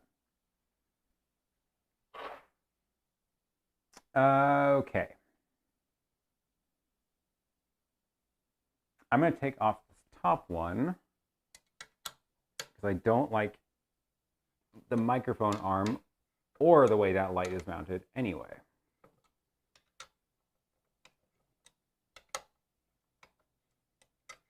That one comes off. I don't know what that was. Fine. This one holds the camera, which I just need to take off to get.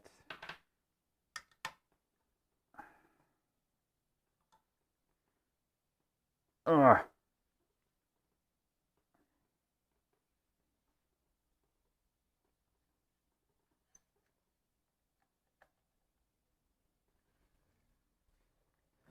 Camera arm. Oh, do you mean angled like that? No, this angle is fixed. This is like screwed on to these little legs at that angle. So yeah, I can't go like, I can't tilt it more that way.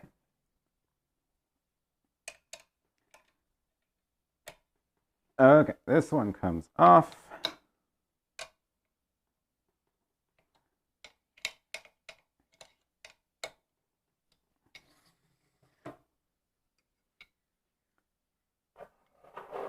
And then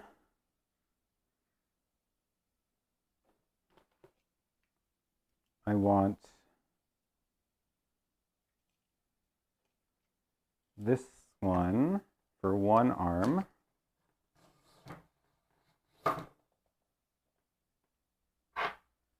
Somewhere around there.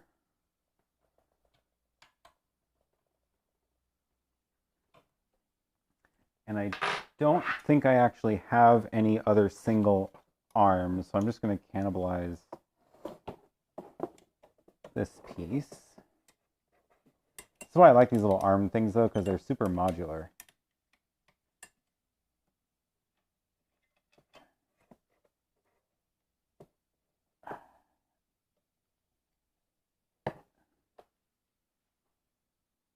There's a cap missing.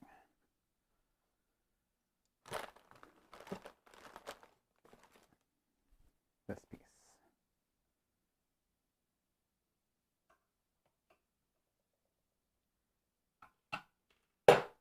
The rack could be more shallow. I can't really modify it. I guess I could have chopped the metal up a bit and redone it. This is like a kit that comes, I think it was StarTech. I did chop this one off to shorten it, and I could have chopped the back to shorten it a bit as well, and move the feet. I guess I could also just move the feet and have a little bit of the metal hanging off. Oh yeah, you know, I actually do have that driver, that exact one. But I don't know if I trust it on these hex things.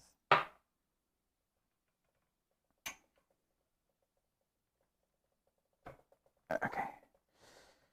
There's that part.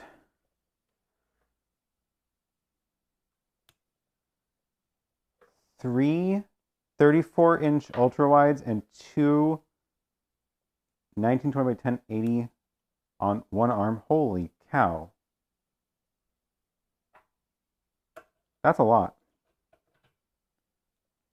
Wait. What's happening? I forgot a piece. I'm doing great.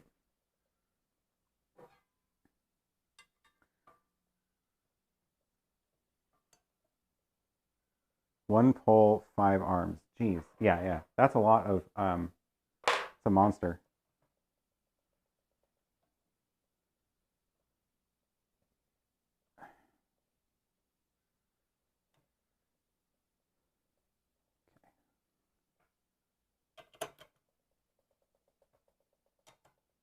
Yeah, how do you have that? 3?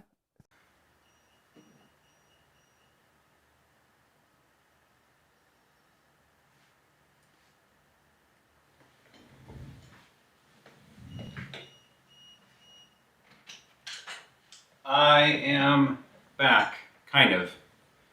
Let me plug in a microphone.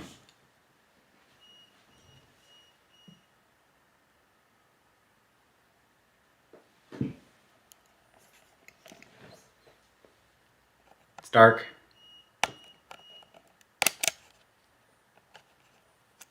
So my power went out.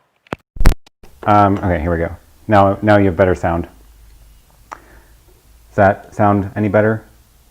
Yeah, okay. So, my power went out again, and I'm pretty sure it's the whole thing, not just like a circuit. And the stream died, of course. So I'm streaming now from the Yolobox to the backup URL. Is the mic hot? Sorry. I have not listened. This is not the plan.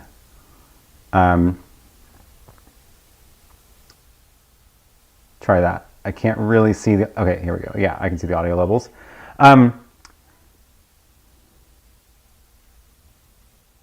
Is that better? That looks better. Okay. Yeah, the power went out here and everything shut off, except my internet still works because my internet's powered by my backup battery in the closet, which is the thing beeping. Audio loop.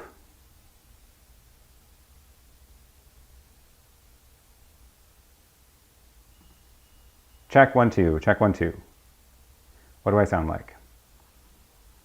Check 1 2, check 1 2. No, it sounds fine. Okay. Yeah, so now I'm on the Yolobox streaming through my Wi-Fi, which is battery backup powered. I didn't have the battery on my desk set up yet, so that's why everything in the room shut off. So I'm just gonna cross my fingers that the power comes back on in like 5 minutes, because that's how long that battery lasts, powering the whole network gear. And not a lot I can do other than that. Actually, I guess I could stream from my cell phone if my Wi-Fi goes. See if I can just get that ready. Yeah, so fun times. I think if you're hearing audio loop, you might have 2 streams going. I think that might be what's happening. Sometimes the YouTube is like confused about picking back up. So you know what? We're gonna call this a success, and I'm going to go turn off the beeping and be right back. If I move my old desk out of the way.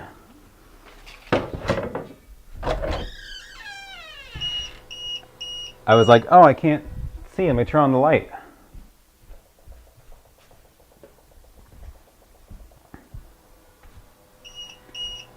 Okay, shut up. Oh, 0 minutes runtime. I'm about to really be gone. Come on.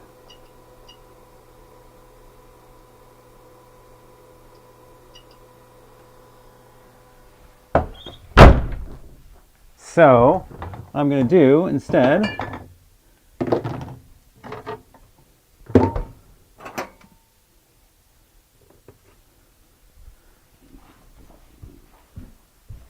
it's time to celebrate.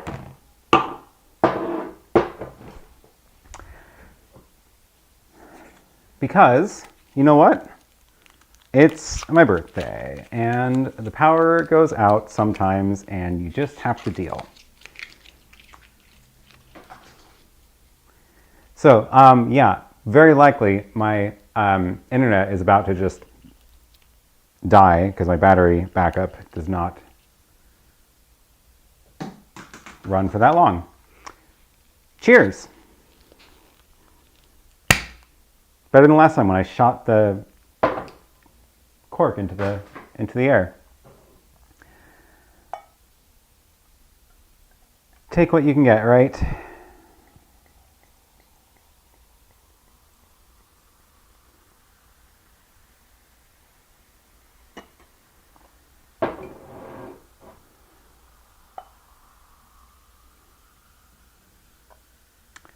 All right.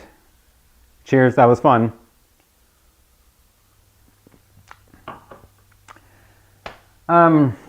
Yeah. Oh, I do have still a light over here. One of my lights is on battery. I don't think I'm going to be able to get that in a good spot.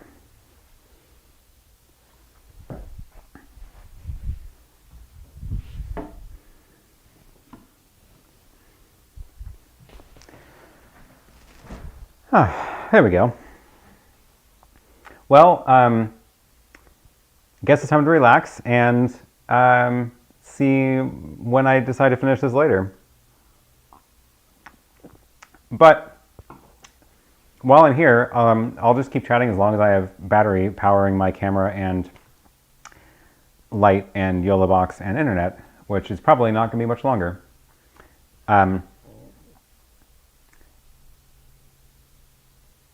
Let me know if you have any more questions, because now I don't have anything to work on here while the power is gone. And I definitely can't show the chat on this anymore either, because my Chromecast is definitely offline. But yeah, fun times with the studio rebuild. I think it's, I think this was mostly a success. I can't believe the power went out again on a live stream. So I think I need to seriously get that UPS rigged up ASAP. Simon, did I see the link to the monitors? I did not. I was talking about your 3 monitors, and I was curious what they were doing, or what they were. Oh, I see it now. Cool. Oh, wow. So it's like a... Here, let me drop this link in. Actually, this site is terrible. Wow. Can you use a better image sharing site? God, it's like ads everywhere. Let me just... Okay, this might work. This is the direct link to the image. So long 34, another 34 on top, a vertical 34, and then 2 1080s. That is impressive. And that is a lot of Stream Decks as well.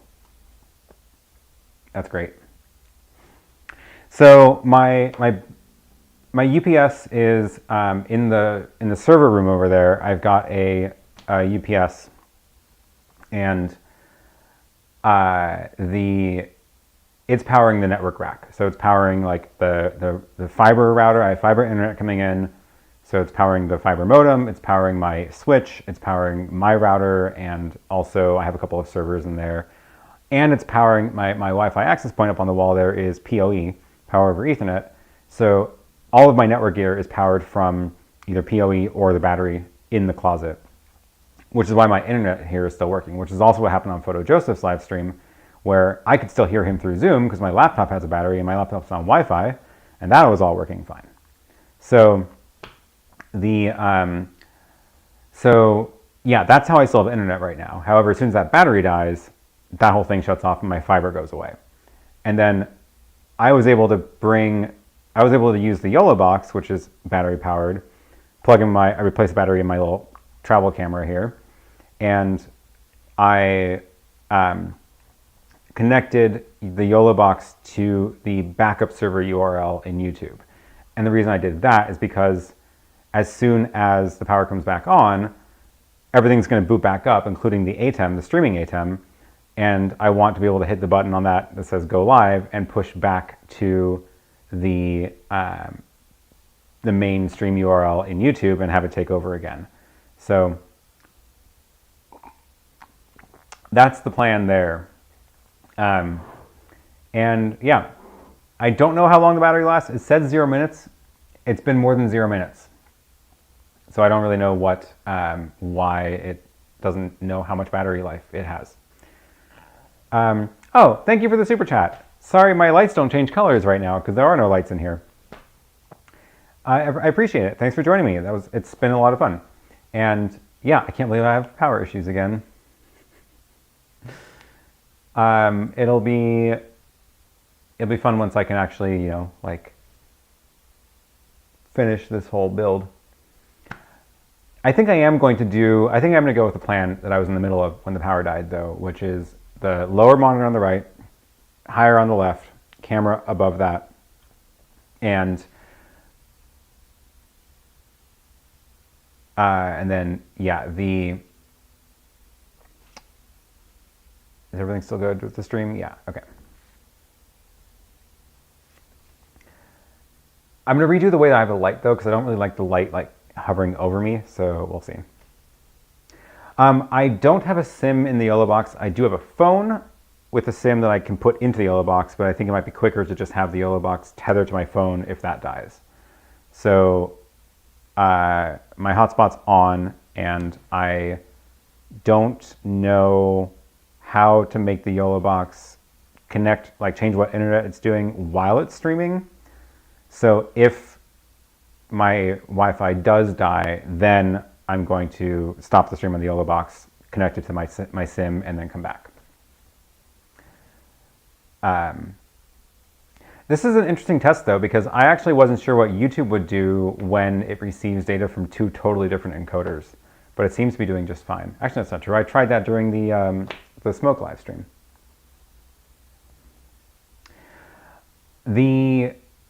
Should I rethink moving to Portland? I don't know. We don't get many disasters here at all. Like, most of the time, things are fine. I haven't had 2 power outages this close together in a long time, especially on a day like today. It's actually super sunny outside. There's no storms at all. I don't know what's going on with the power.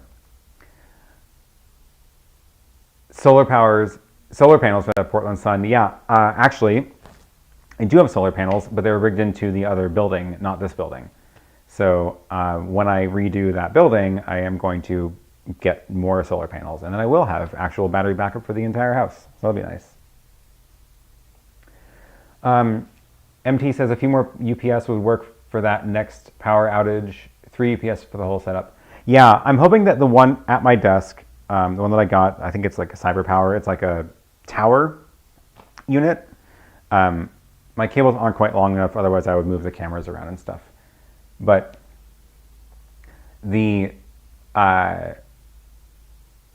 that one I'm hoping is enough to power the rig on my desk, the video hub and that kind of stuff, and the ATEM. So I don't know how long it'll run. I'm guessing like 5-10 minutes. Usually the power outages aren't actually that long. They usually fix them up pretty quick.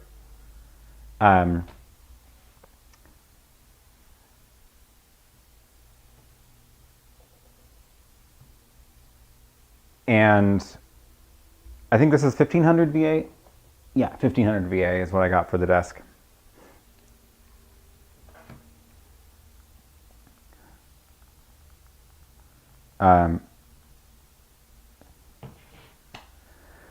Oh, so this camera is the Sony ZV-1, and it is, yeah, it's connected to the Yolobox now. So this one actually has good autofocus, whereas my normal camera does not.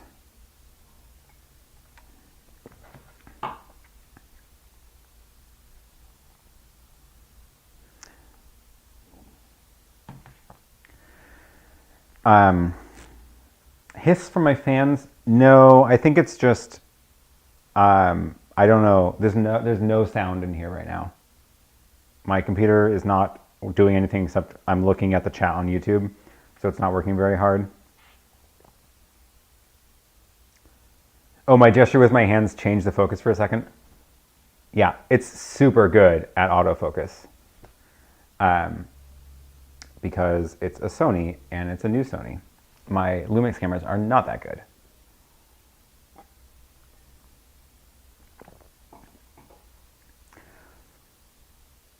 Tesla solar glass and Powerwall. The yeah, apparently these are Tesla panels now because they bought Solar City. So I guess I'm a Tesla customer now. And I'll be getting more of those probably because they're cool. I don't know about the Powerwall though. I'm a little bit like nervous about having that many batteries attached to things, so we'll see how that goes. But at the very least, the solar energy helps offset the power cost of the building.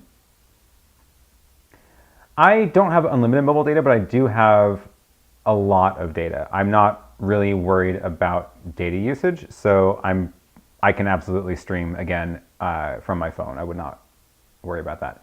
So funny thing, I have Mint Mobile and I like them a lot. I've been using them for a while, and they have like these tiers. So I had like a 3 gig plan for a while, and then I upped it to 12 gigs in February, which was, it was like a year long. I prepaid for a year for a 12 gig plan because I travel a ton normally, and it's super nice to just not ever think about data usage when I'm traveling.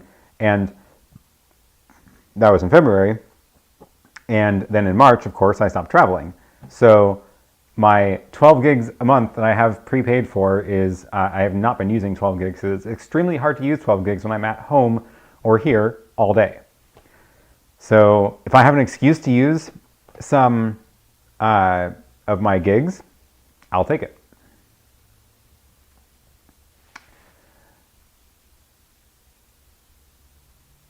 Steve asks, have you looked at Dante for audio routing? I have not. I have not done anything fancy with audio yet at all. My audio routing is just basically either direct into the ATEM or direct into the camera, and then switching on the ATEM as well.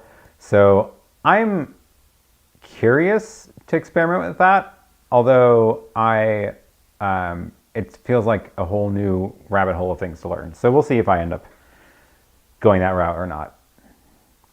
I feel like the things I do in here don't really need that kind of fancy audio routing. The video routing I definitely can take advantage of, but I feel like I wouldn't be taking full advantage of the things that the audio routing, fancy audio routing could do. Here's a question. Do you think Blackmagic will bring any of the new ATEM Mini Pro ISO features, live streaming and ISO recording, to any of their higher end ATEM television studio switchers? I don't know. I really hope so. I'm hoping that there's that middle tier of products right now of the 4K rack mount, where if you look at their lineup on the ATEM site, there's the ATEM Mini, then there's this ATEM television studio, then there's this middle tier, and then there's the 8K. And all the style, like the styles and the hardware in all the new stuff is like that dark gray. The 4K ones are the light gray, which is like the older style. And I feel like those are due for an update. What happens in that update is very much up for debate. And I would love to see some, and I don't know about recording, because that feels like a totally different beast, but I feel like at least the fancy scalers and the better green screen and the audio all should get rolled into the complete lineup. it would be nice to see some ISO recording and H.264 encoding built into at least one of the 4K models or the rack mount units. We'll see where they go with it. Unfortunately, today was their deadline for making my perfect ATEM Mini, and they did not deliver. So we'll see. We'll see about that. But so far, no new ATEM Mini update today, unfortunately.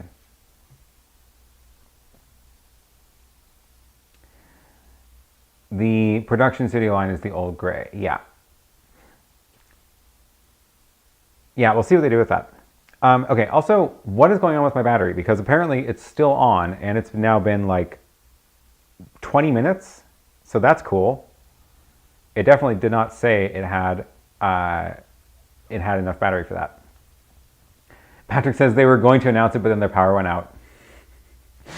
I wonder, do they have battery backups for their own live streams? They do? Good question.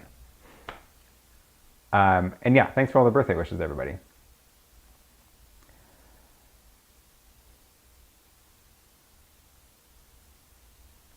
I'm expecting this thing to die any minute.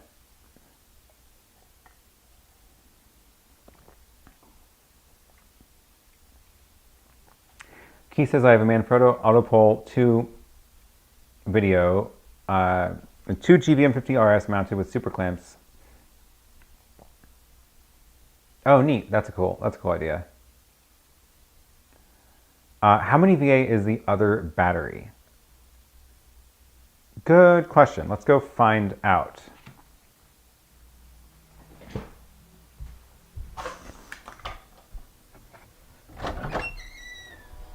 It is...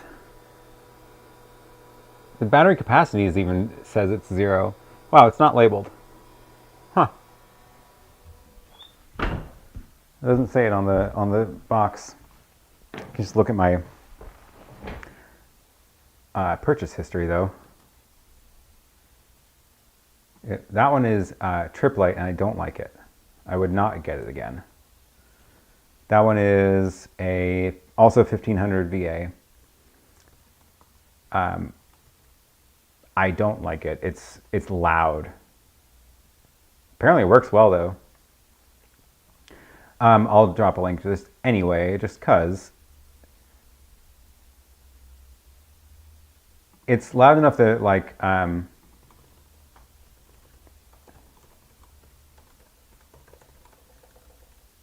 let's say loud UPS. Yeah. This is new, though. I bought it in like January, February for the studio when I was building it out. And I have not ever calibrated it, so maybe that's a thing I should do. I don't know what that looks like. It should still know the battery percentage, even if it doesn't know the runtime, though.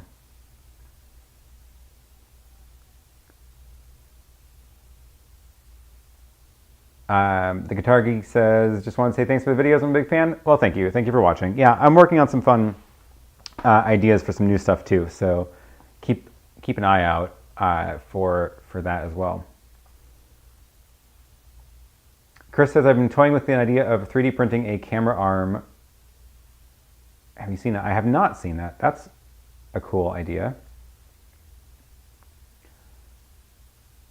And I have just started experimenting with 3D printing myself. This came off the printer this morning. My little, a case for my little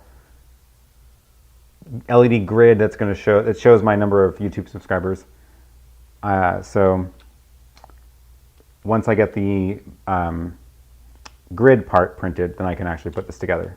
So that'll be fun. Looking forward to being able to print more parts and stuff too.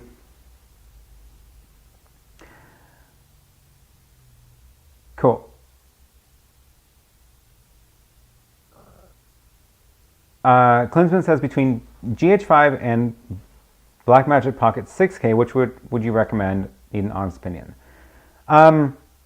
They are, so I will caveat this with, I have a GH5S and I have the Pocket 4K, so I don't have the exact ones you are talking about. I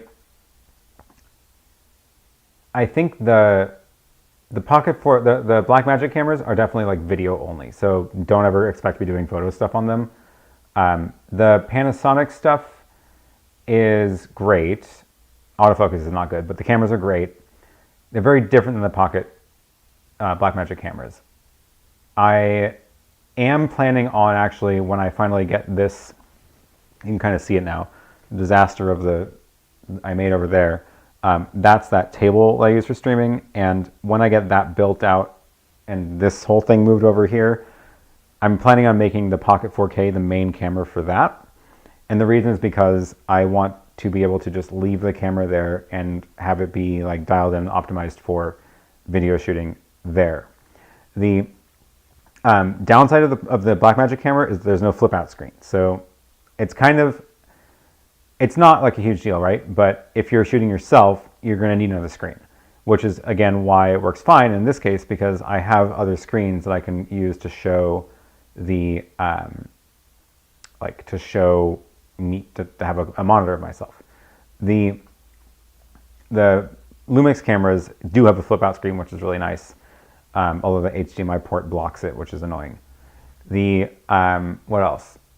So yeah, I don't know. They're both good cameras, and I think it depends on what you're planning on using it for. So, but yeah, I mean, really, you can't go wrong with either, honestly.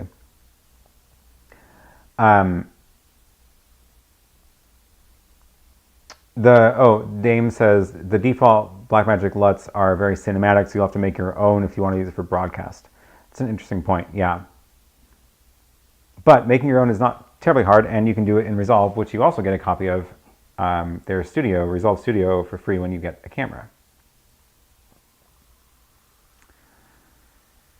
Oh yeah, camera control. That's another thing to keep in mind. If you do have an ATEM Mini, or a television studio, or any of the switchers now with the converters, you can use SDI switchers to control them as well. They can control the Blackmagic cameras. So they can tell it to record internally. They can also tell it to do color shading as well.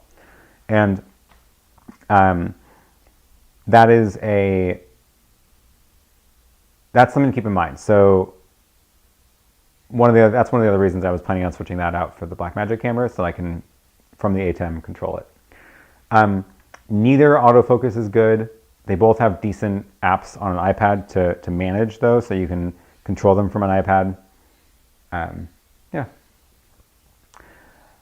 Here's a question. What's your favorite NLE for post-production? Do you use DaVinci Resolve to stay within the Blackmagic ecosystem? So I do use Resolve, and I use Resolve not because I want to stay in the Blackmagic ecosystem, but because I wanted to be able to switch to, I want to be able to switch to a PC, to Windows. I was using Final Cut for a long time. I like it, it's fine.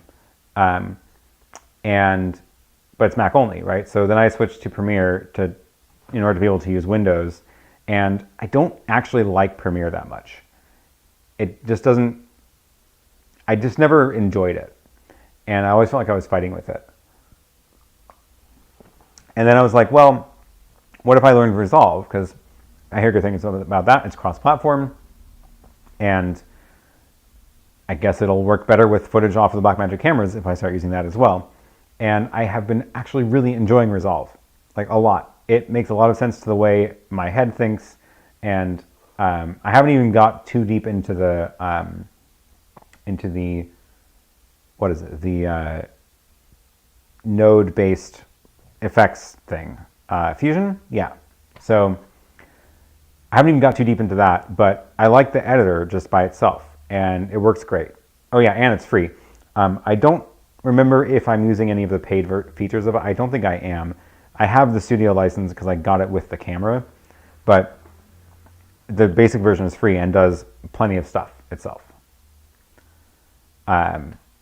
Yeah, I don't know. I've been enjoying it. I finally don't feel like I'm fighting with the editor.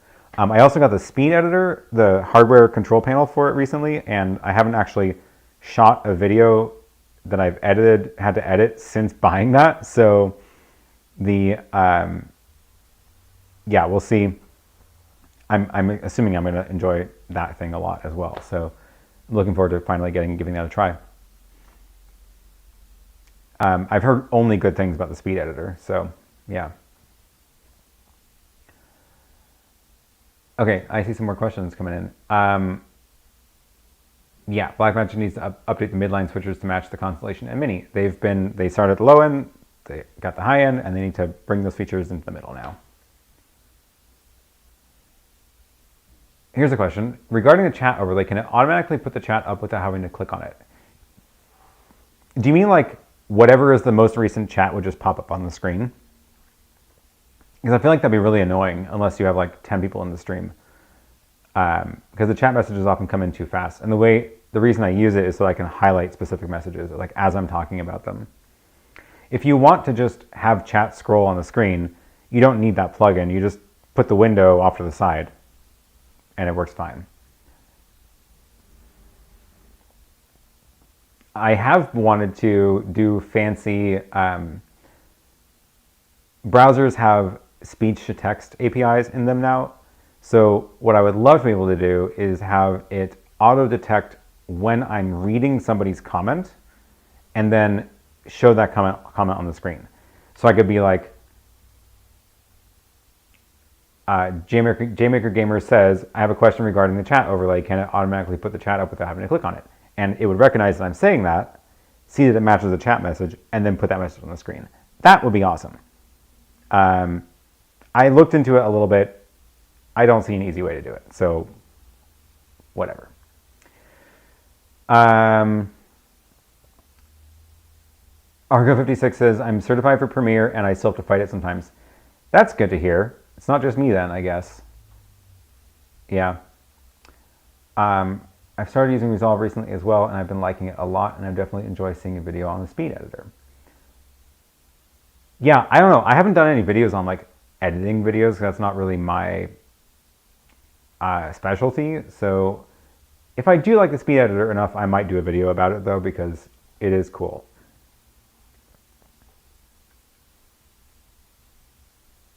Steve asks, even though they missed your deadline, do you feel like your success of this channel is on Blackmagic's radar? Do they respect you as an influencer around their products? I hope so. That's very sweet. I hope so too. I get the sense that they're a lot like Apple, at least old Apple, where they know they're the big name and they can just do whatever they want and people will use their stuff and they don't need to do a lot of influencer marketing. That said, they do have a creators team, they call it, and I am in touch with somebody there, and I get the sense that that team doesn't actually have a lot of influence on the actual product team. So I've given them suggestions, and I gave them all the feedback that I put into the video that I made about the perfect ATEM Mini. That video actually started out as a letter that I wrote to Blackmagic, where I was like, here's everything I want it to do, and I was like, this will make a fun video. And I know that they did deliver that letter to Blackmagic, so like that has been seen by people. I don't know how much of it they're taking into account. I haven't really got any feedback on it. I haven't heard anything from them, so it's very much a one-way, like, I'm just trying to give them information, tell them about how I think they could improve their products. I don't get any sort of, I definitely don't get any conversation. I don't get any feedback even. I don't even get like a, oh, we recognize that, right? It's very Apple-like, where they're like, we are going to just go into our little hole and then come out with a perfect product. So, yeah, we'll see. We will see. This is a great stress test of this streaming setup. I have now been streaming on this Yolobox for 30 minutes, and my Sony camera is feeding it, and my microphone's about to die, so I should go swap out to the other one, but that's because it's been going the whole morning. But this has been doing pretty good. Let me swap out the microphone here. I think I should be able to just... You're probably hearing double now.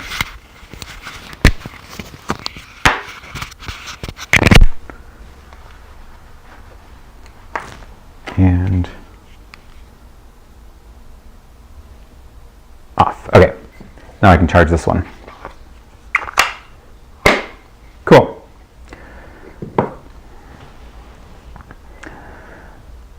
I hope they can make better they can make editing lower thirds for the ATEM better. So this is an interesting, yeah, there's no like lower thirds editor in the ATEM. It's, you generate that somewhere else, right? You generate it on a computer and feed it in through HDMI. And I think I'm okay with that. Like, I don't think I want the switcher itself to have the title generator, just because it means that you're always going to be restricted by it. And if you want to do something else, oh, sorry. Why did this mic change?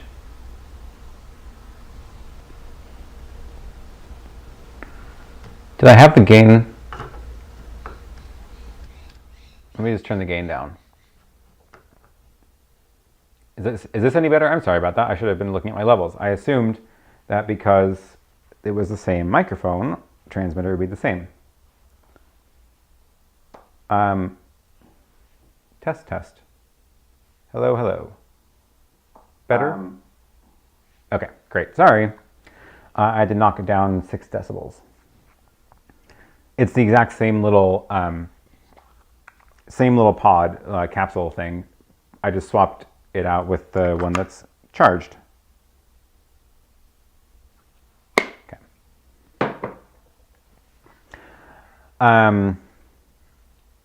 Oh yeah, there's a flip screen mod for the Blackmagic camera, but that definitely voids your warranty, and I don't know if I would be comfortable doing that.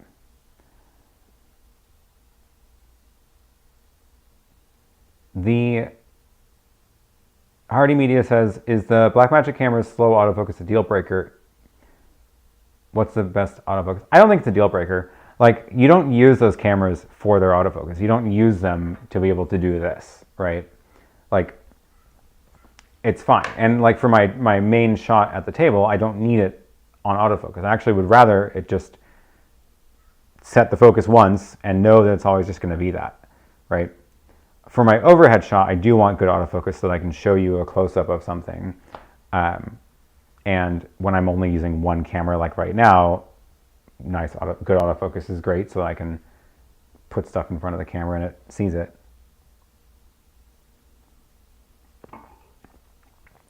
How is this UPS still going? That is a very, very good question. I have a lot of stuff on that UPS and I do not understand why it is still running. Oh, it's about to die.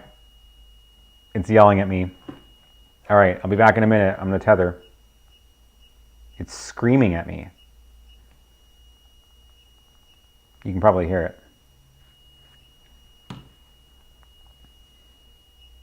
Come on, Power. You have like 10 seconds to turn back on.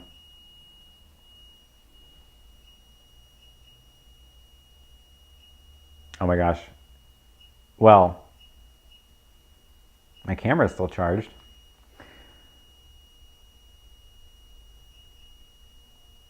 I can't even think straight with that beeping going on. Oh my God.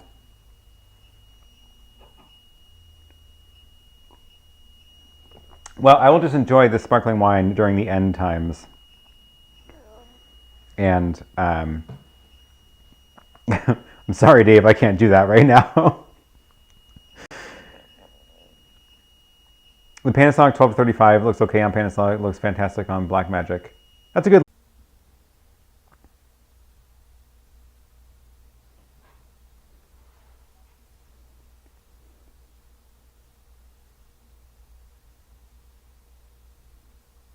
I'm just going to push this as long as I can. I think I'm back.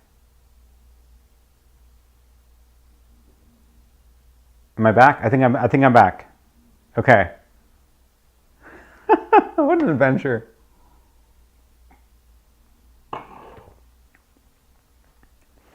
Say something in the chat if you're here. Let me reload this.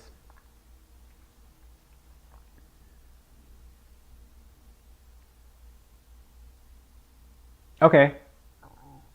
No, it's not on. It is on. I am here. Oh no, now Google wants me to verify my YouTube channel. Great. What's going on, Google?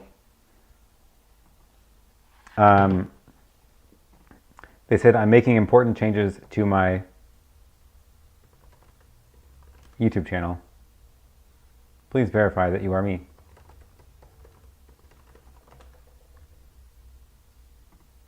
One moment, please. Then I can get back to the chat.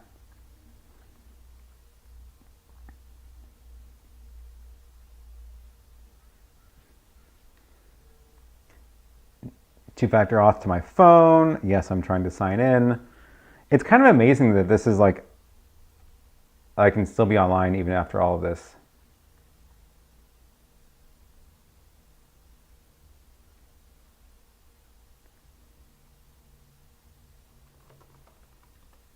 Okay, now I'm confirmed.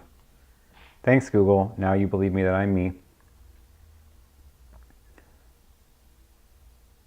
Okay, now I'm back in the chat. Whew, sorry about that. Sound is not class leading though. I'm sorry, yeah, I mean, I've not had a chance to dial in this sound at all. This was a backup of a backup.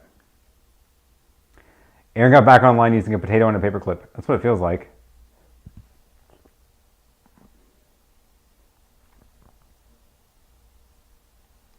Is my mic still hot? No, it looks like, oh, I needed to change back to the HDMI audio. This should sound better now. Sorry. Okay. Cool. So, oh, that's a good point. Probably since you started streaming to the same stream key from 3 devices. Fair point. I have pushed yes. That probably triggered a auth check.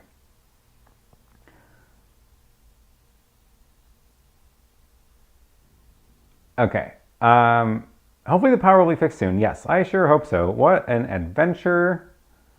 Oh, I'm just looking at my graph of viewers, and it dropped off a while ago. What time was that? Probably when the power went out. This is why I do all my streams with the ATEM on V-mount, my MacBook Pro on big power bank, and stream with my cellular. Yeah.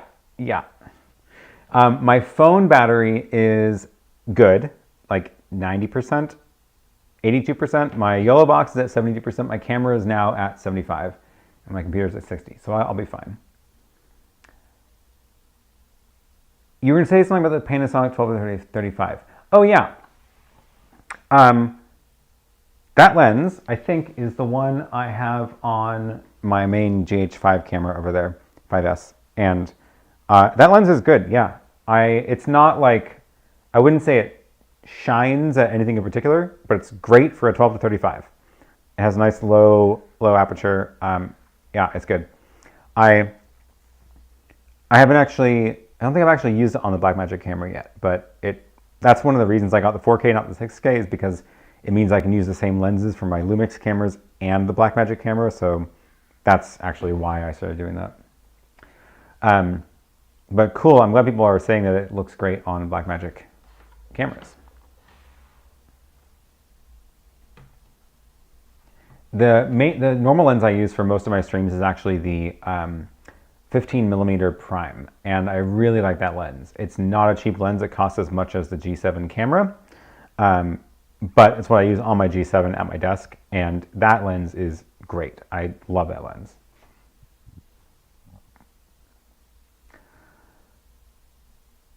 I admire your ability and willingness to roll with the punches and come up with multiple backup setups on the fly.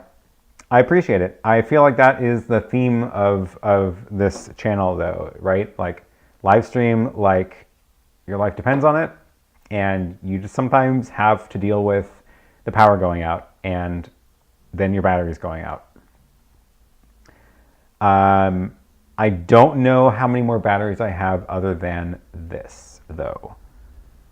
Theoretically, this UPS is charged, and I could probably power most of my stuff off of this other UPS for a long time.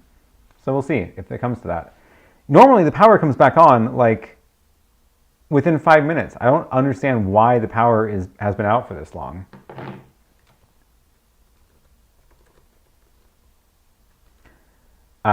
Yeah, so what the heck? David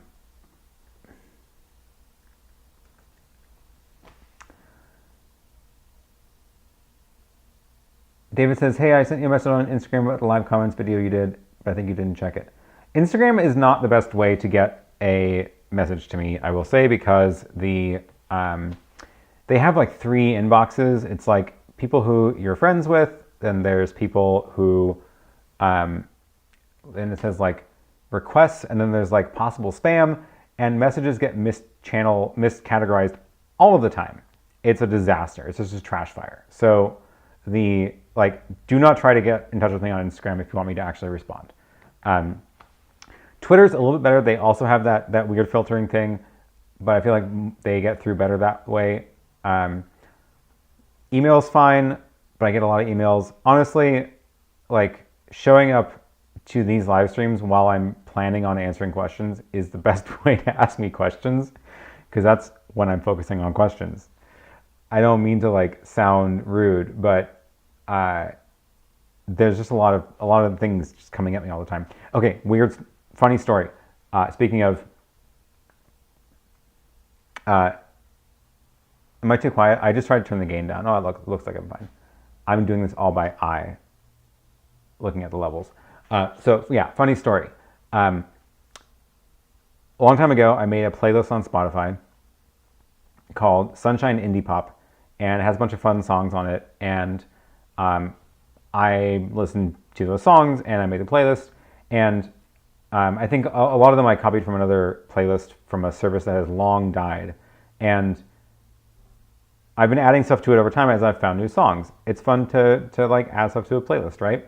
And then I never realized that Spotify playlists are a like huge vector for new artists to get their music promoted, which makes sense now that I think about it. And I started getting messages on Instagram or on Twitter or sometimes emails being like, hey, we have a new song that came out. Would you please add it to your playlist? And at first I was like, sure, okay. Seems like a reasonable request. I listened to the songs. Sometimes I didn't think it'd be a good fit. Other times I did, and I would add it. And it just kept growing and growing and growing. And the number of messages that I would get has been going up and up and up. And it is out of control. So if you look at my Instagram messages, the reason that I'm not seeing some of these comments about like this stuff is because my inbox is flooded with people being like, hey, I have just launched this album. Would you please add this song to your playlist? And it's like, they found my Instagram, Twitter, email, what else does it come in on? Facebook messages, which I literally never check, and text messages sometimes. Like literally every possible way you could get a hold of me, somebody has managed to find and sent me songs to add to their playlists. So I never signed up for this. That was not my plan. But yeah, that's why I haven't seen some messages that are coming through. I'm sorry. Do you check the breakers? It's not just the breakers. It's the other house as well. So, and if I go outside, I'm sure I would see other streets, houses on the street out. Hardy Media, thank you for the super chat. I just saw that. I appreciate it. The garbage truck hit the power pole. I like that explanation. I think that is a good explanation.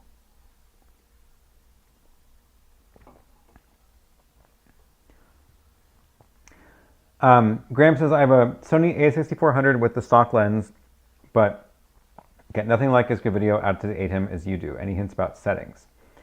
That is a good combo too. So that's what I have on the overhead camera here. I think you can see it. Where is it? It's this. Oh, it's kind of blocked. It's kind of hidden by that light.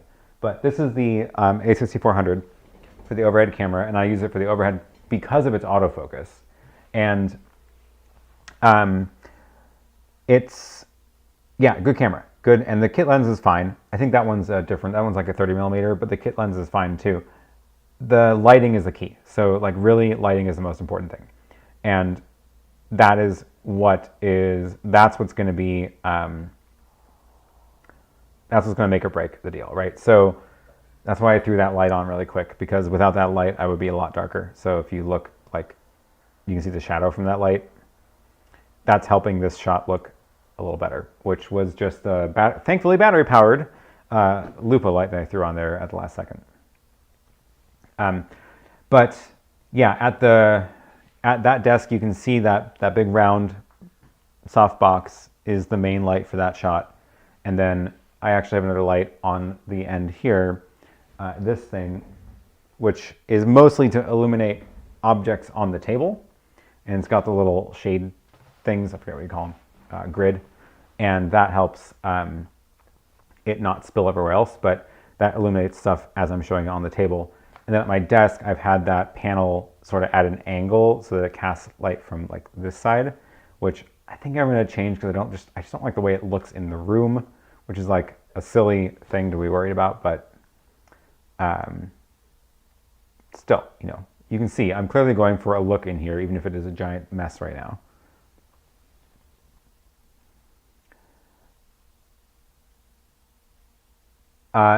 David says, those inboxes really are messy. Do you mind if I record a video in Portuguese about the plugin you developed? Oh, totally. Yeah, awesome. Please do. Yeah, feel free. Absolutely. Just link to the plugin. I mean, it's there. It's for people to use. So absolutely. And your video will actually be more up to date than my own video about it, because I've made a bunch of changes to the plugin since publishing my own video about it. So you can change background colors and things now. So feel free to just go nuts. Talk about all the features that you get in that plugin. That's fantastic.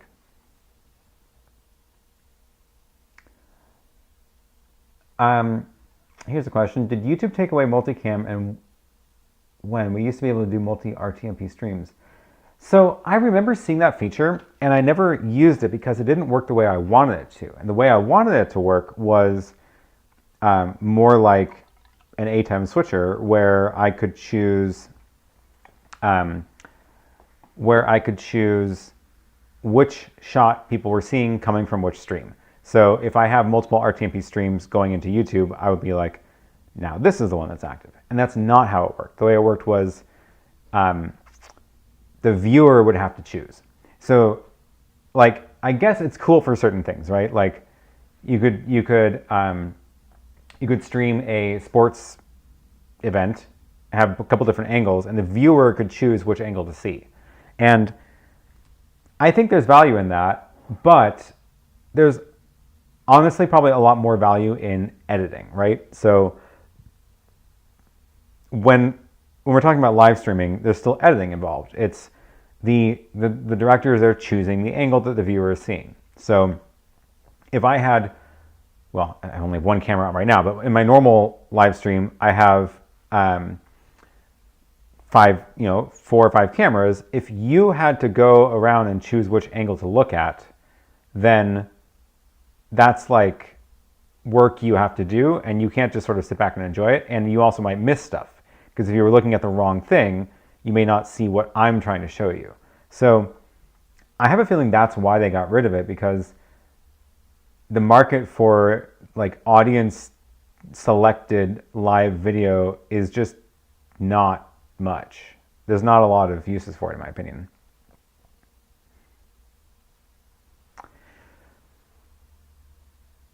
Graham says, thanks, I'll look at getting better lights. Reluctant to have too much as it is my living room. That's the problem. So, yeah, it is lighting.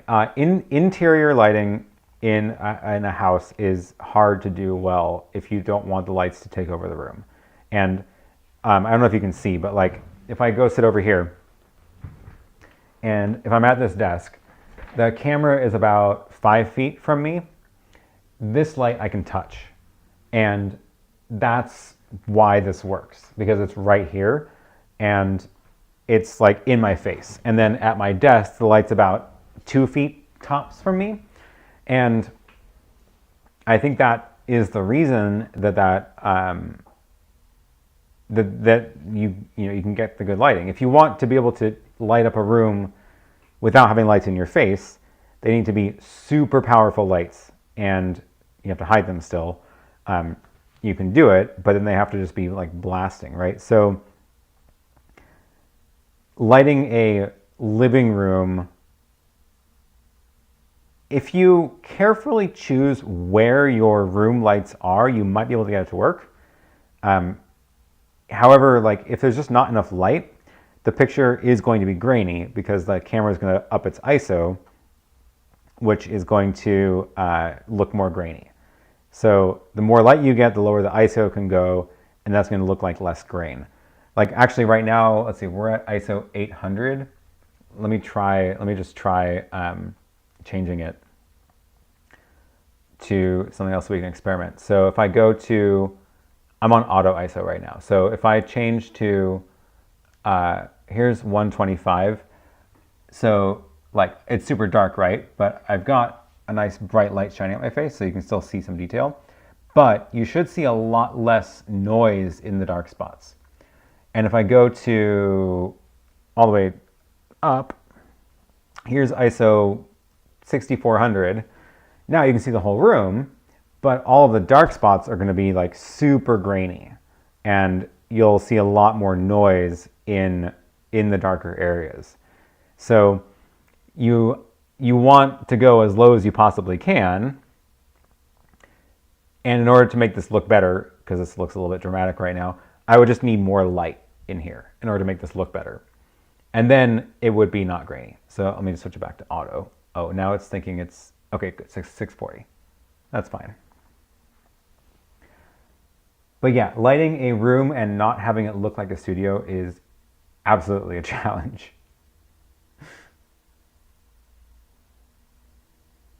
Where was I in the chat? Okay, here we go. Sound devices makes Preroll dramatically improve your audio, top-notch mic preamps. I am super, super tempted by the Mix Pre, mainly for the noise assist plugin, because there are times where I have a computer fan going and I can't change that. And I want the noise assist to be able to fight the fan. Also, my camera is about to die, so it's time to switch to battery. We're just going to go until we can't go. Where's my USB?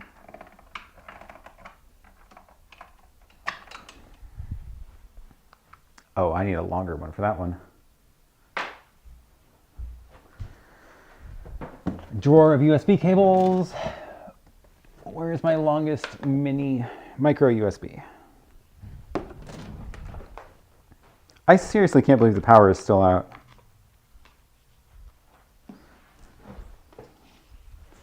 Okay. Camera, can you deal with battery power?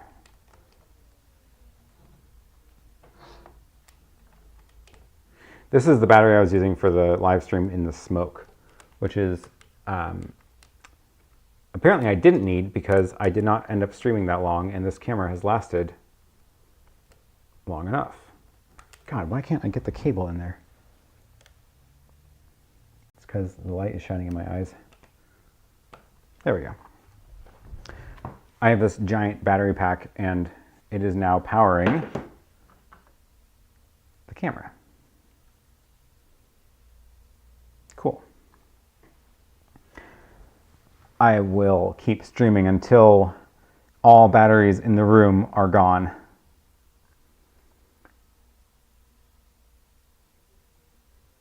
All right. I thought the ATEM Mini had poor quality, specifically color space over USB-C as opposed to over HDMI with separate capture card.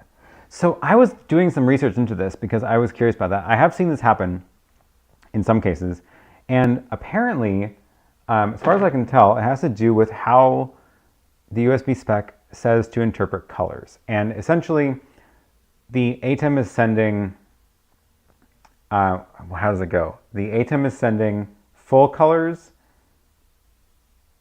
No, the ATEM is sending, yes, full colors, and the USB spec says you should actually be sending only this much colors, like black to white. So it gets crushed, and all of the dark ends up black. So I feel like there's a firmware update they could do to like fix the color negotiation, but I've definitely seen the blacks get crushed and the highlights get blown out in the USB output of the ATEM. Most of the time it doesn't matter, but it does matter if you have really dark or really bright scenes or content.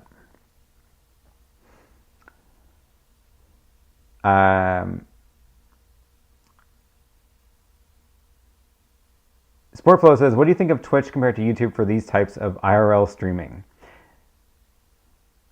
Excellent question. I feel like Twitch is much more set up to do that kind of thing. Like, I feel like the content people expect from Twitch streams is much more this kind of thing. And I don't feel like this is something that people expect to find on YouTube.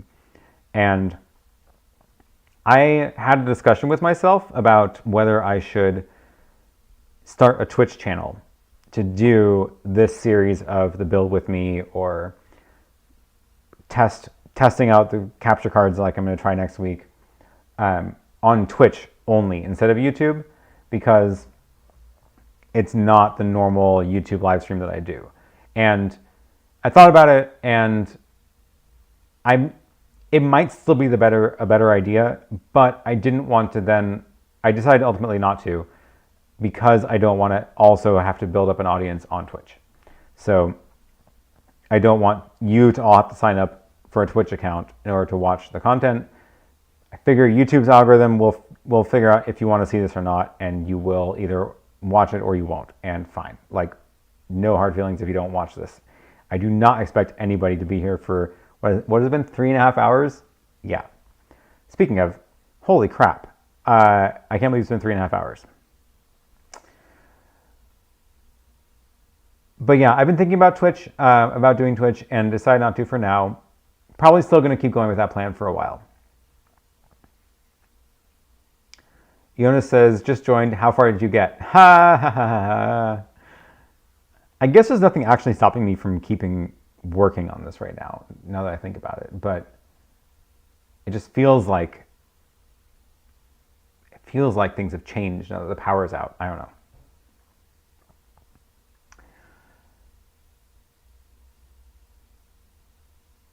Oh, this chat jumped on me. This is the one thing I don't like about YouTube chat. It just keeps skipping around when I'm scrolling.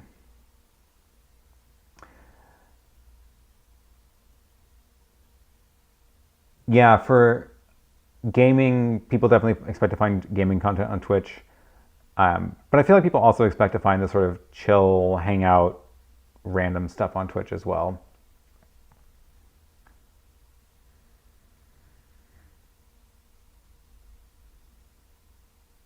What's your thought on the Godox SL60? If you have used it, I want an affordable light. Ooh, I always forget the model numbers. What is the light that I have over there? I have a Godox light. But you know who you should also look for tips on lighting is Tommy Callaway and New Layer on YouTube. Because they actually spend a lot of time with a lot of different lights, and I don't. I buy lights and then I use them, and then I stop buying them once I found one that works. Is the SL60 the new one? Oh yeah. I don't have that one. I have the 150, SL150, and it's, as far as like the light quality goes, it's fine, like just as good as everything else as far as I can tell. I'm, again, not a lighting expert. That's the one I was using to point at the ceiling for lighting up the whole room. The other features that you get in lights change based on the price. So like whether it's wirelessly controlled, whether it's app controlled, things like that are the things that you get when you start spending more. So if you don't care about those, no reason to spend the money on it. The light itself has been fine. I've been using that thing for a long time. That's the one that's the backlight when I'm at this table. So it's the rim light for my shoulders. It's fine. I guess sometimes I wish it was remote controlled, but I don't really mind not having a remote. The SL60, I actually don't remember if it's remote controlled or not, but Tommy Callaway and New Layer on YouTube have a lot of good reviews about lights comparing all the details of them, so I'm going to just defer you to them.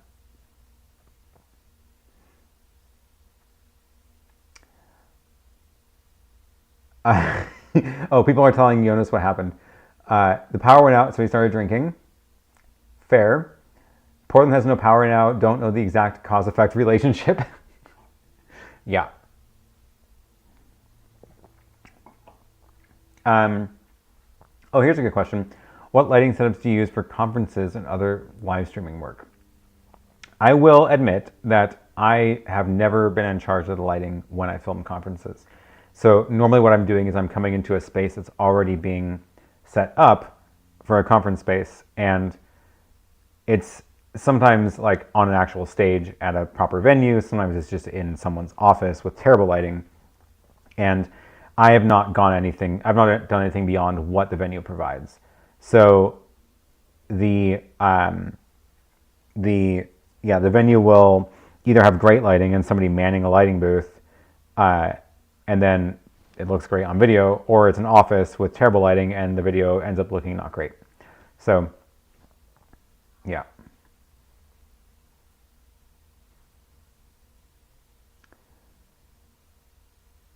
I am... Oh, Simon, right. You were having your birthday drink celebration, no more building. That's what happened. I decided to break out the bubbly when the power went out, which seemed appropriate because I thought it was going to be like 5 minutes, but now it's been like an hour of no power. So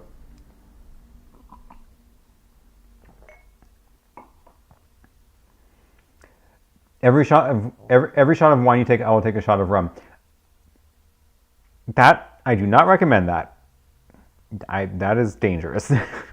Okay. No power tool use after booze. Yeah, no. Thankfully, I don't think I need to use any power tools today. Have you thought about using a webhook to parse out specific chats? Just a thought. I have dealt with the YouTube API, and it's a nightmare, mostly because of their rate limiting. But I'm very tempted to do some more fancier stuff with that, because I have been thinking about some integrations for the channel with YouTube chat. And when I drop links to products, I want to be able to have like a page for that product that says, here's all the times on a live stream that this product has been mentioned. Like, that'd be cool, right? And I could automate it completely if I can log all the chats. So if I can see every chat message that comes through in a database somewhere, I could then automate the process of generating that page, which I think would be super cool.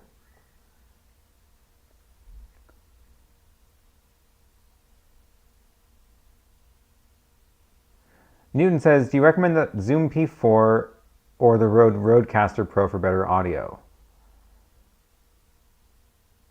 I haven't used the Rodecaster Pro. Everybody who I've talked to who has used it says it is overpriced. Literally everybody. Like, I haven't heard anybody gushing about it. It looks nice. It has a bunch of cool features. I'm sure it's good quality, but everybody says it's overpriced for what it is. And that's maybe not want to buy it. The Zoom P4... Oh! The power's back. Oh my gosh. Everything's coming back on. Okay. Should I... It's been 3.5 hours. We should just wrap this up.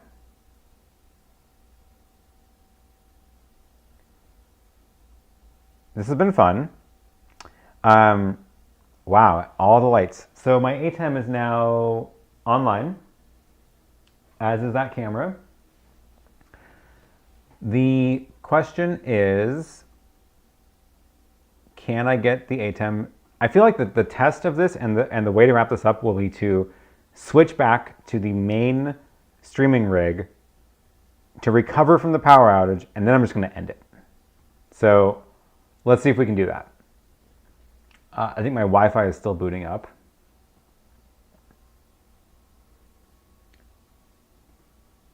I hear like whirring noises from different places popping up.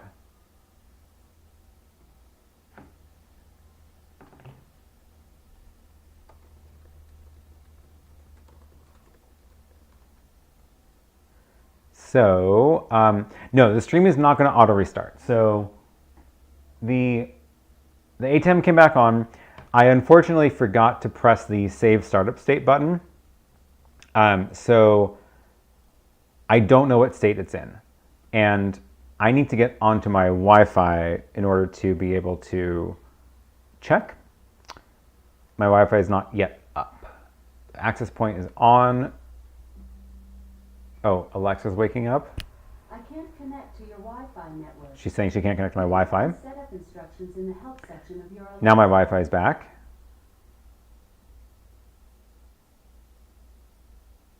My Yolobox is still tethering, so that's good.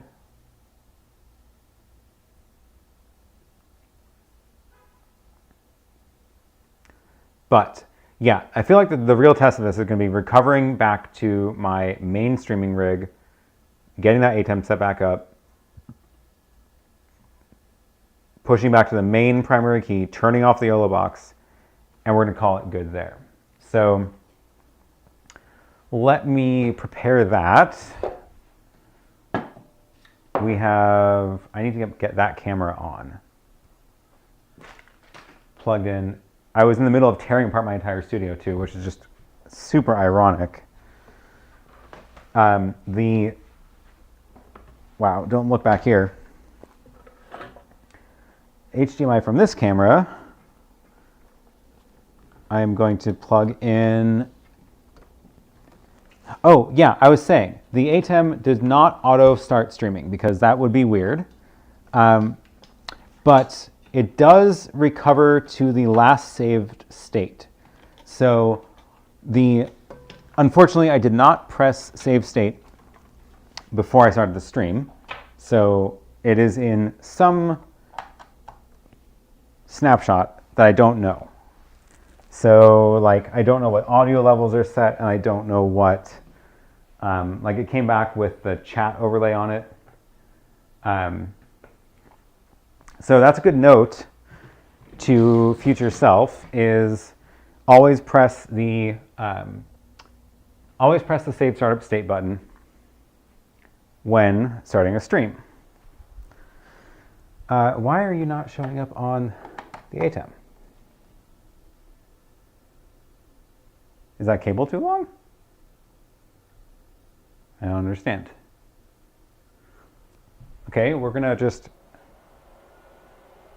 Oh, now the heater turned back on because my home automation system is back. That's obnoxious. Okay. Yeah, I don't understand why that camera is off. But ATEM is back online. Audio, I'm gonna have to move my receiver back to the audio, so the audio looks like it's set right. I've got a camera up there, and let me turn off the chat. What stream key is in there? I'm fighting with my home automation system to turn off the heater now.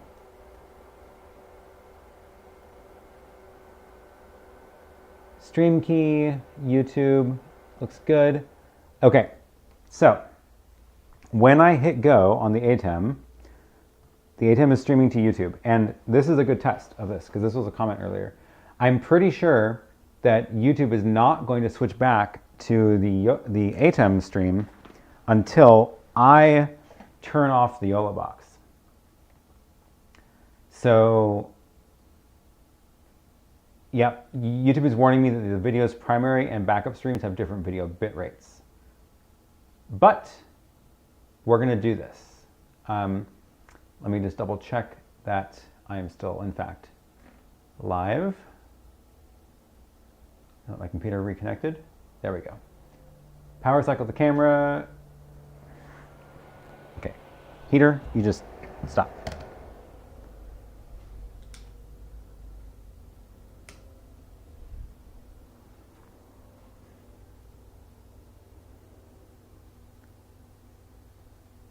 I think the cable for that camera is just too long to go into the ATEM.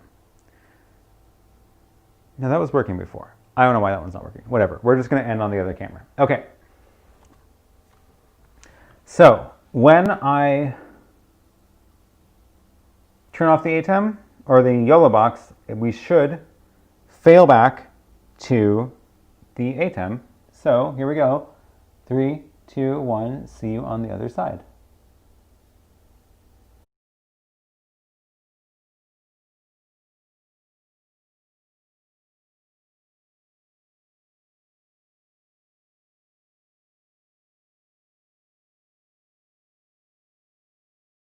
Get the audio back in there. Focus. Are we live? We are live. It worked. Stream failed, reconnected, and I had to move the audio over because I was using the same microphone for both.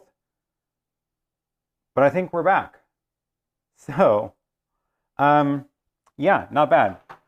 Back on the primary stream key from the ATEM now in the studio, and everything is working as expected, and I should, in fact, like even be able to show the chat again. Back in business. But yeah, lessons learned. I need UPS. Oh, good timing. My camera just died. I need a UPS for that desk, so that's good to know. Why are you a weird size? Get rid of that line. There we go. Need to have the UPS. I need to, oh, there's my test message again. 1 second, switch to the other stream. Awesome, awesome. Good job. Thank you all. That was quick. Back. Apple TV YouTube app didn't switch back. Interesting. The studio looks like a construction zone. Sure does. What a mess. All right. With that, I think we're going to wrap it up here. Thank you all for tuning in. That was an adventure. It was not what I had planned on going into this, but that was fun. So I'll be back on Wednesday, 2 days from now, I think. And hopefully this will be a little bit more cleaned up, and I'll be able to use this table to actually show you some stuff and work on some more projects. So cheers, and thanks for watching, and I will see you next time.